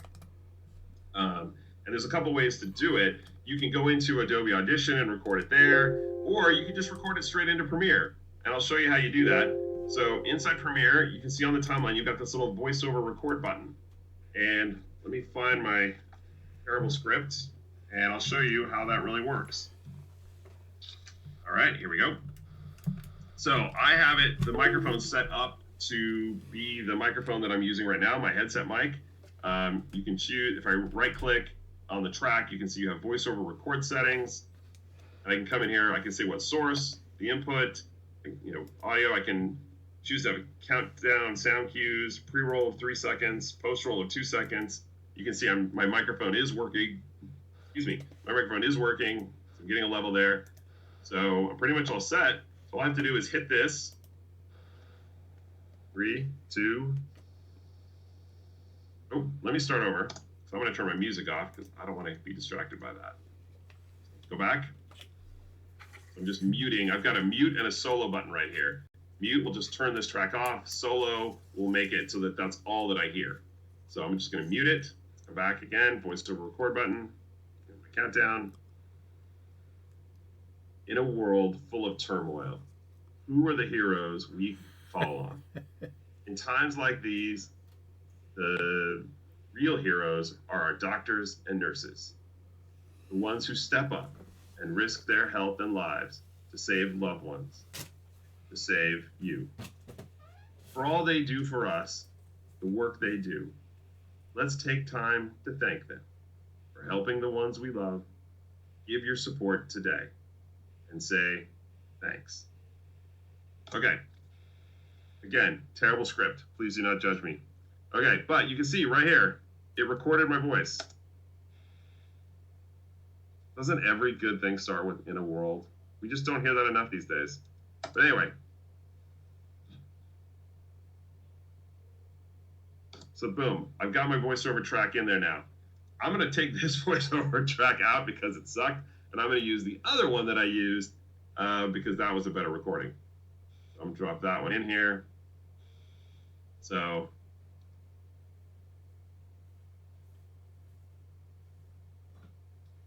okay.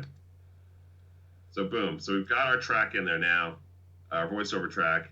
I could go through and edit this up just as I would any other track. I can cut and drag stuff around to time it out.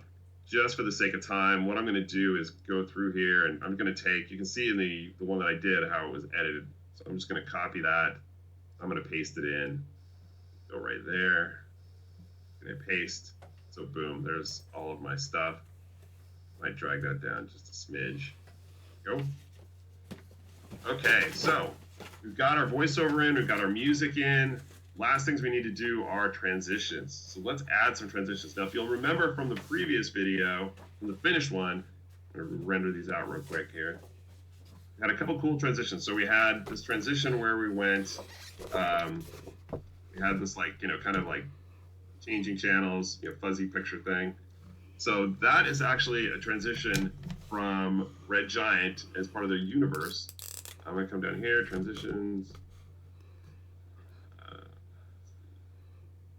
universe, transitions. And I believe that's the channel surf one. So I'm going to drag that down here. Now, I was just to spend a little bit of time about plugins and transitions and things like that for Premiere. So Premiere comes out of the box with not a lot of great transitions. It just doesn't. A lot of them are old. You know, they're not stuff you would normally use today. You know, a lot of editors will tell you cuts and dissolves. Those are the two key transitions that you use most of the time. Unless you want to have like something kind of stylized, in which case you use something like this, you know, something a little bit more fancy. But the two companies that I will tell you to use to look for transitions, Red Giant is one of them. Their Universe package, I think, has a lot of really cool transitions. So you can see right now, I've got this kind of cool thing going on here. I can adjust that. So I have it going sliding up, but I can choose to slide down to make that transition. I can just do a simple dissolve. You know, or I can choose just a simple cut. You know, it really just depends on what you're looking for. So I like the slide up. I think that works really good.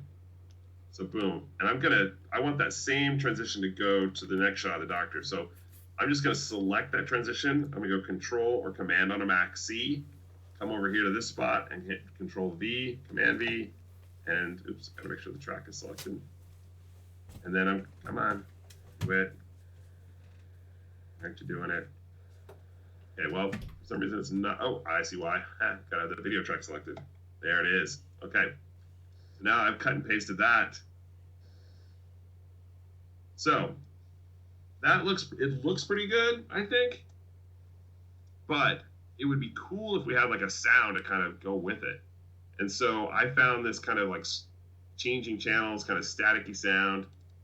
And let's go, I think it's this one right here. So let me drag this up a little bit. Let me shrink this track up because I don't think it needs a track that big.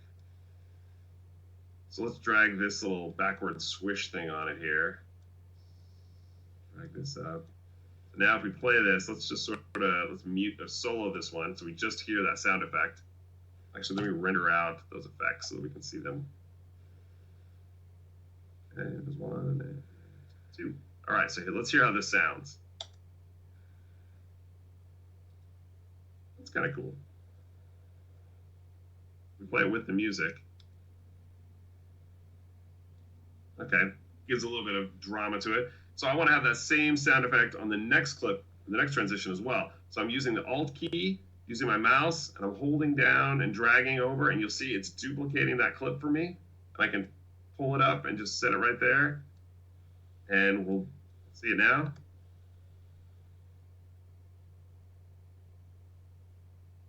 There we go. So if we turn this off, let's listen to the whole thing here. And I probably want to bring the volume down on these because they're a little loud. We don't want them to be too loud. We want it to be kind of subtle. So basically, I'm just taking this line right here is my volume, and I can click with the mouse and drag it. The other thing I can do is use the bracket keys. If I use the bracket keys, I can go up or down 1 dB using the bracket key. So let's listen to this and see how it sounds.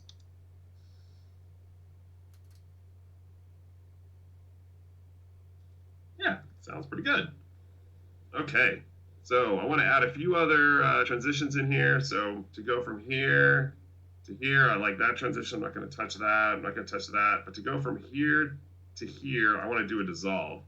So I'm just going to come over, hit Control D, which is my default transition, which I have set to dissolve. This is going to talk about real quick the other dissolve or transition company that I'm going to talk about, which is called Film Impact. Film Impact, see right here, they make really good transitions, really good effects, and they're super cheap. It is a subscription service, so you do have to pay by the year for it, but it's really not that much money, and they're constantly innovating and giving you new stuff, just like Universe is with Red Giant, and I find their transitions to be really, really cool. The other thing is that they make a dissolve, a basic dissolve that I think is far better than what's inside Premiere. Premiere does have, if we come up to transitions, you can see under dissolve, it has a cross dissolve. That cross dissolve sucks, okay? No two ways about it. It's not smooth. Doesn't flow right. It's not good. I never recommend using it. They put in this thing called film dissolve, which was supposed to be smoother, but it's not. It's still not perfect. It still doesn't give a good flow to it. But the film impact cross dissolve, I feel, gives you the smoothest dissolve out there. It really looks nice. So I always recommend using that. So one other quick thing. So you'll notice I added this dissolve here, and you'll see if I click on our still photo that we animated, you'll notice that if we play it back now, see how it hesitates? It's because I've added a dissolve here. So there's more picture now that needs to be there. So that isn't animated because of the dissolve. So what I want to do now is I want to take those starting point keyframes and I'm going to drag them all the way to the end. So now when I do this, see, it's one continuous flowing motion. So always remember that when you're got to animate keyframes on still images and you add transitions. So I want to add another transition here. I'm going to come to my zoom blur. Let's see. This one I think is the one I want. Add that there. Yep, I like that.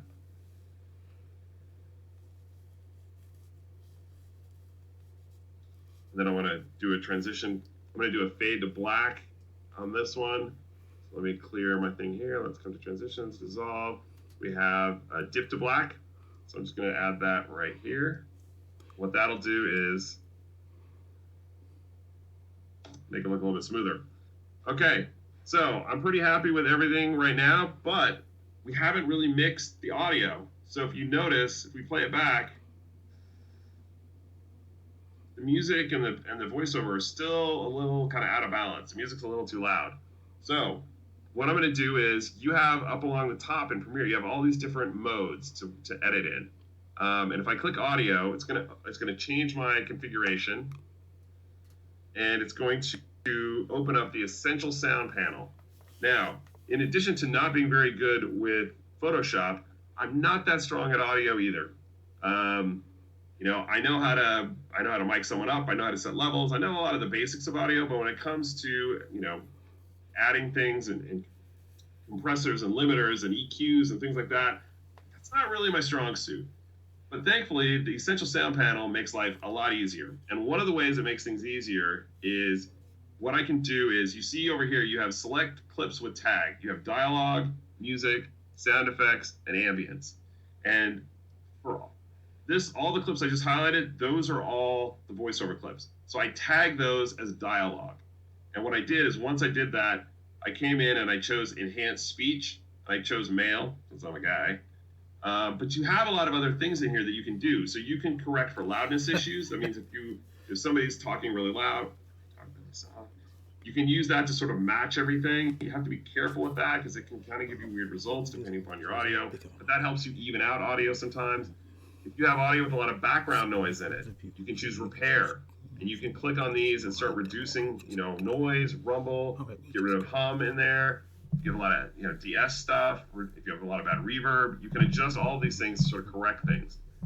It's really, really handy for people like me that are not strong with audio. For this, all I'm going to do is just, I'm not going to turn on my de-esser.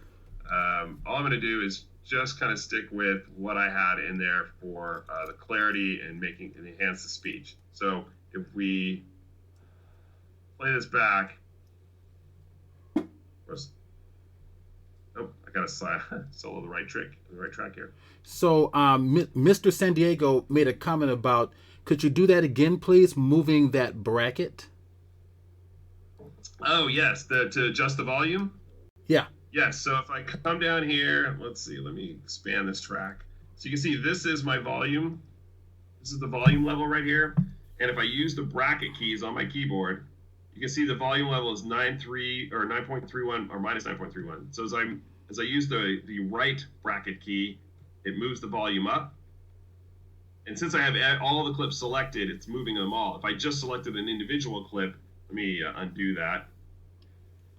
back to where I was. So I here. think you're talking about the bracket keys to the right of the P key on the keyboard, which will be the same for Photoshop, which would make the brush bigger and smaller. There you go. See, did not know that. There you go. Yes, that's the bracket key. So now what I want to do is I want to have the music get lower when the voiceover happens. So let's play this back and you can kind of hear. The music stays the same volume. So what I'm going to do is I'm going to select my music track. Over here in my Essential Sound panel, you can see I've got music as a selection. I'm going to choose that. So I'm basically saying in Premiere, telling Premiere, that track that I have selected, that's music. So tag it as music. So I'm going to do that. Now, this little feature right here called ducking. It is a wonderful time saver. Okay, I'm so going to click ducking. Okay, Yes. so Mr. San Diego 007 made a comment. He said he meant the bracket regarding the transition. It made the transition smoother. The bracket made the transition. So the bracket button didn't have anything to do with the transition. The transition that I was talking about with the dissolve was with the using this certain kind of dissolve plugin from Film Impact. Okay. Is what I was talking about. The bracket keys I was only talking about the bracket keys with adjusting the volume levels. Unless I'm missing something. Is that correct, Mr. San Diego 007? He'll respond in a minute. Okay. Well, I'll keep going. Okay. And let me know. He says no. So. Okay, we're confused. Well, we'll go on Let me click over real quick and see what he's talking about. With the bracket regarding the transition. Please do that again, moving the bracket. And maybe once he kind of clarifies it, let me know. All right. So what I want to do now is I want the music to duck down when I'm speaking, when the voiceover happens, but come back up when there's no voiceover. So normally I would have to go in and set keyframes for all the spots. For the head, we've got some gaps in here, and then at the end. But with the ducking, if I turn that on, and I click on this button that says Generate Keyframes, you do have settings here, but these default settings I find work really, really well most of the time. So I'm just going to click Generate Keyframes, and it'll do some magic here, and boom, it's done. So let me minimize this, and you'll see now Premiere has automatically found those spots where there's no voiceover, and it created keyframes for me. Now, one thing I found is that it sometimes going into the voiceover, it creates the keyframes a little bit earlier than I like. And I have let Adobe know that. I'm not sure why they do that, but I like mine to kind of come right up on where the voice is. And so I'm just going to make those little adjustments right here. Oops, let's not do that. It's over, just selecting those keyframes and moving them over. And that one's perfect. So now you can see when we play this back,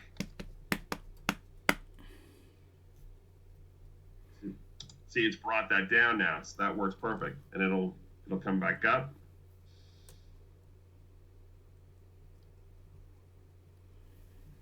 All right, so the ducking feature inside the Essential Sound panel is a huge lifesaver. It saves a lot of time in having to go through and create all these keyframes. The last thing I'll show here too is I wanted to add a little bit of reverb on those sound effects just to make them sound kind of cool. So you got a sound effects tag, so I'm going to choose sound effects. I'm going to add heavy reverb, and I'm going to crank that thing up because who doesn't love some reverb? So let's just solo that and let's listen to it. Yeah, that sounds pretty good. Let's do that for this one as well. Crank it up.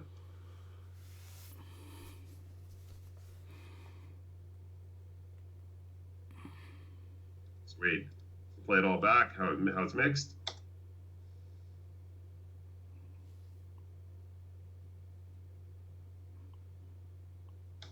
Okay.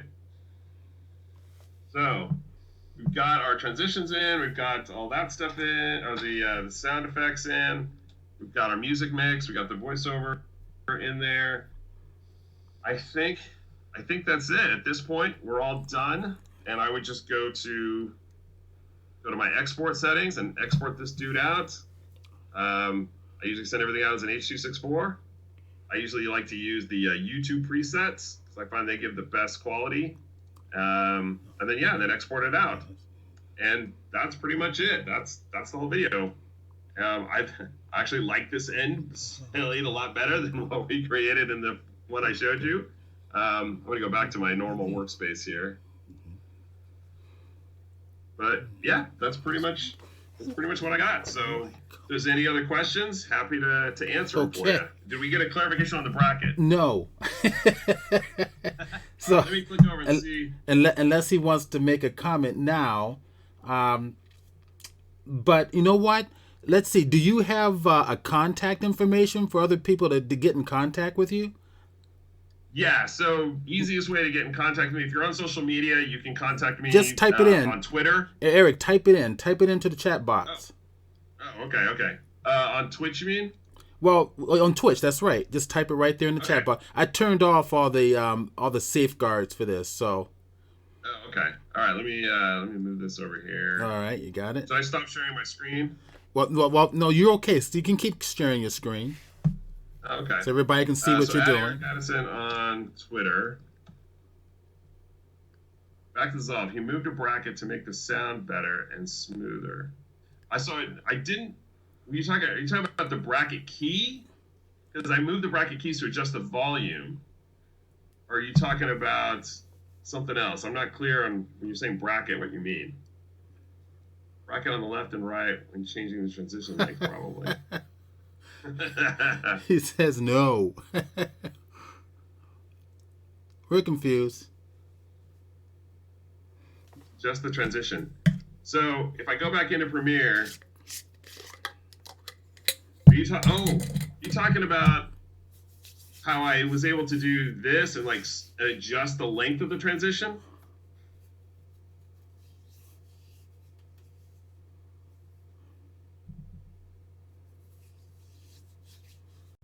Yes. Okay.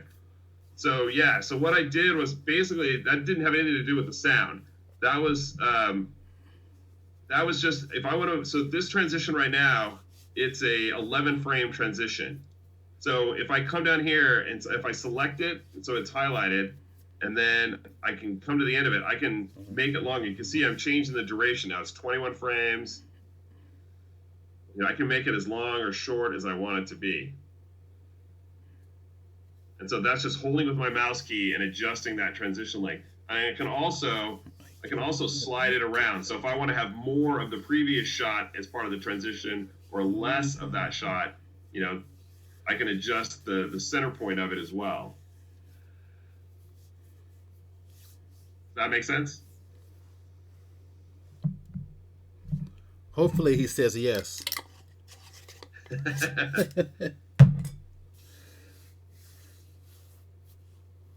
All right, so yeah, okay, but you moved a bracket in the panel to cover it up. Get in the panel. Yeah, I'm not quite sure. Yeah, I'm not.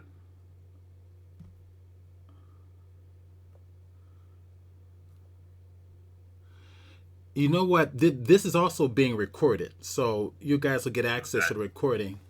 Yeah, maybe I can go back and see what you're talking about, because yeah, all I did to do anything, to make anything. Are you talking about when I did this, when I adjusted so that the image started smoother?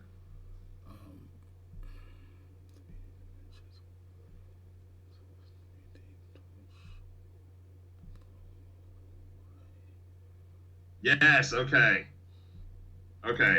So yeah, so what I did was basically what happens is, so if I delete this, well, actually, let's come to, okay, now I know what you're talking about. So if I click here, so we've got the cross dissolve here. So let's say I add a cross dissolve here at the end. Okay, then you'll see that there's more to this clip right now is extended because I'm doing the dissolve. It's on the screen longer as it dissolves into this next shot. And so what I want to do is I want to move these keyframes now. If I wanted to just slowly go, I'm moving it into that zone and moving it all the way to the edge of the clip. And so what that does is then that it keeps it moving through the dissolve, so it looks like a smooth, fluid motion.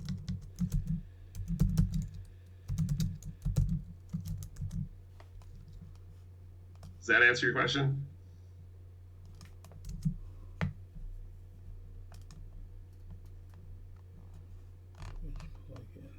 Let's see, I'm going to minimize Premiere here.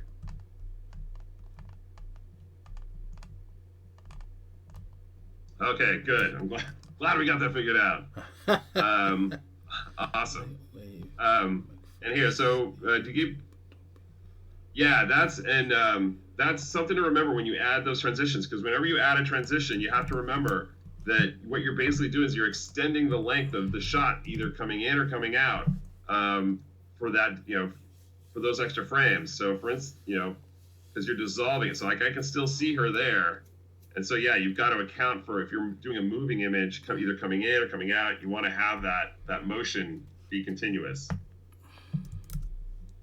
Okay, so let's see. I'm going to go over here, and let's see. So, yeah, I put my Twitter handle up there. You can reach me there. I'm kind of a Twitter hog, or Twitter holic. I'm on there all the time. And I'll give you my email, the best email to reach me at if you have questions. Great. And you've got DJ Summit's information's there. Good. Yep. My company website is that.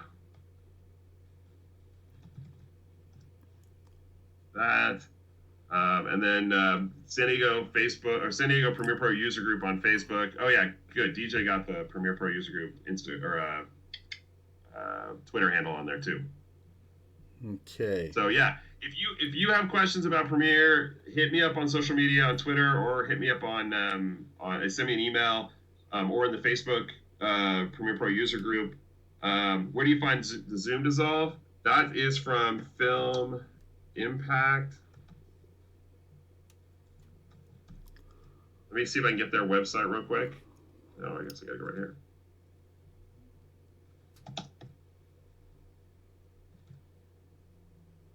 There we are. Yeah, it's filmimpact.com. Come back over here. They're awesome. And then Red Giant was the other company to check out. They make Universe. They did the staticky TV transition. They have a ton of stuff. By the way, I love seeing this like infinity twitch on the screen right now. It's awesome. But yeah, Film Impact and Red Giant are the two guys that I say. Sapphire and Boris is another company that exists. I think DJ uses a lot of their stuff. Their stuff I find to be a lot more expensive. It's really, really good for transitions and effects. But again, it's a lot more expensive, and so it really just depends on where your level is.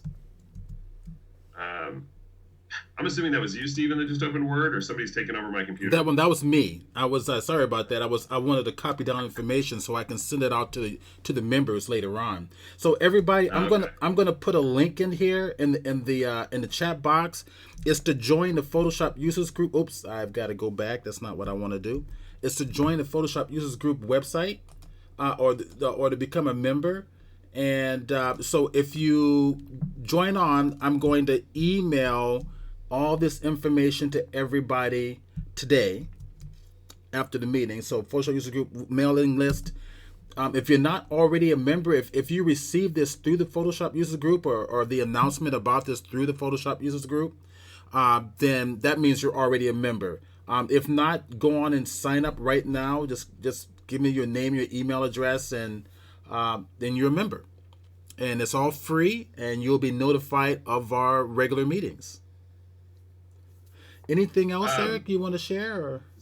Well, so I'm just kind of noticing. So I just looking back through the comments, I realized you all could not hear any of the audio from the clip as we were editing in Premiere. Right. Oh, that sucks.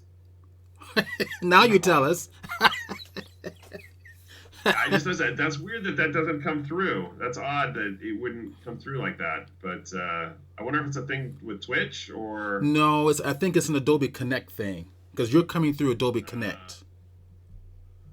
Oh, okay. That's well, we'll have to work that out. I think that's just something in Connect we needed to activate, and it wasn't. So Okay. Just Sorry, imagine, everyone. just imagine Space Odyssey. Diana says. This is great. So, should we do the giveaway now? Come up with your number. All right. So, okay, I've already come up with a number, and what I'm going to do is, let's see, where's my little? Let me go back to my. Stop sharing my screen here. Yeah, it doesn't matter. I don't necessarily need to share my screen. I don't think. There we go. Let me just pull my portrait on. Cool, there I am. Now, what I'm going to do is I'm going to make my portrait really big. Like this, like really big. See, now you see Steve in full color, full screen, I should say. Now, I've written down a number on the pad, which I will show everybody in a little bit. Now, between 1 and 100, I want everybody to type in between between 1 and 100. Zoom out, man. Zoom out. Zoom out. Okay, so there we go. Good. So got 36. So I've got the number. I'm watching. Okay. Everybody type in between 1 and 100. Okay. All right. David King should win just for picking 42, the answer to life, the universe, and everything.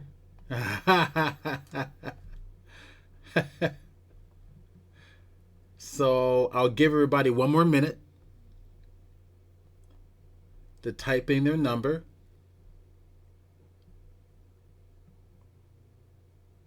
That's right. What was that? Mandala says he can see my pores. That's because this is the high resolution camera. All right, I'm looking at all the numbers here. All right, it looks like okay. So very good. So Terry says he can't win anyway. He probably gets it from Adobe anyway. I think you too are an official Adobe user group, right, Terry? He's from the North County, or not North County, but the Orange County Adobe Abuser Group. They're an After Effects and Premiere Pro group as well, up in the Irvine area. Yep, that's what he says. All right, cool. All right, so then okay, so everybody good. Okay, we're going to stop putting numbers in. So I have found a winner, and the winner is Tom Luff. Now 78. So Tom Luff, in case you guys don't know, is a 30-year veteran artist of Mad Magazine. That's awesome. Yeah. So, Tom, you win. Tom, do me a favor. Send me an email. You have my email address. Send me your email again as a reminder saying, hey, I won the Creative Cloud, and then I'll get that off to Adobe right after we're done, okay? So send a quick email to me. Well, that's it. Okay, so I'm going to put in the link to join the Photoshop users group once again. Into the chat box. Just typed it in. And go on and join, become a member. That way you'll be notified of our monthly meetings. And you will get, I will also send the link that way through the user group so that you guys will receive the information on the video where it's posted. I'll get this posted up on YouTube, and you guys can go back and watch it wherever you like. It'll also be here on Twitch. Okay, so this is twitch.tv/Crimillusion, where I'll do weekly broadcasts, and also we have some 3D broadcasts as well in Lightwave or other types of programs. So lots to learn here. Okay. All right. So Mr. San Diego says, great job, Stephen, and everybody's complimenting DJ and Eric for their time, and I agree. Thank you so much, everybody, for coming. So all right, join the mailing list. Stay tuned to our future posts and broadcasts, and we'll see you guys soon. Thank you so much, Eric. Thank you so much, DJ. You guys are great. Couldn't have done this without you.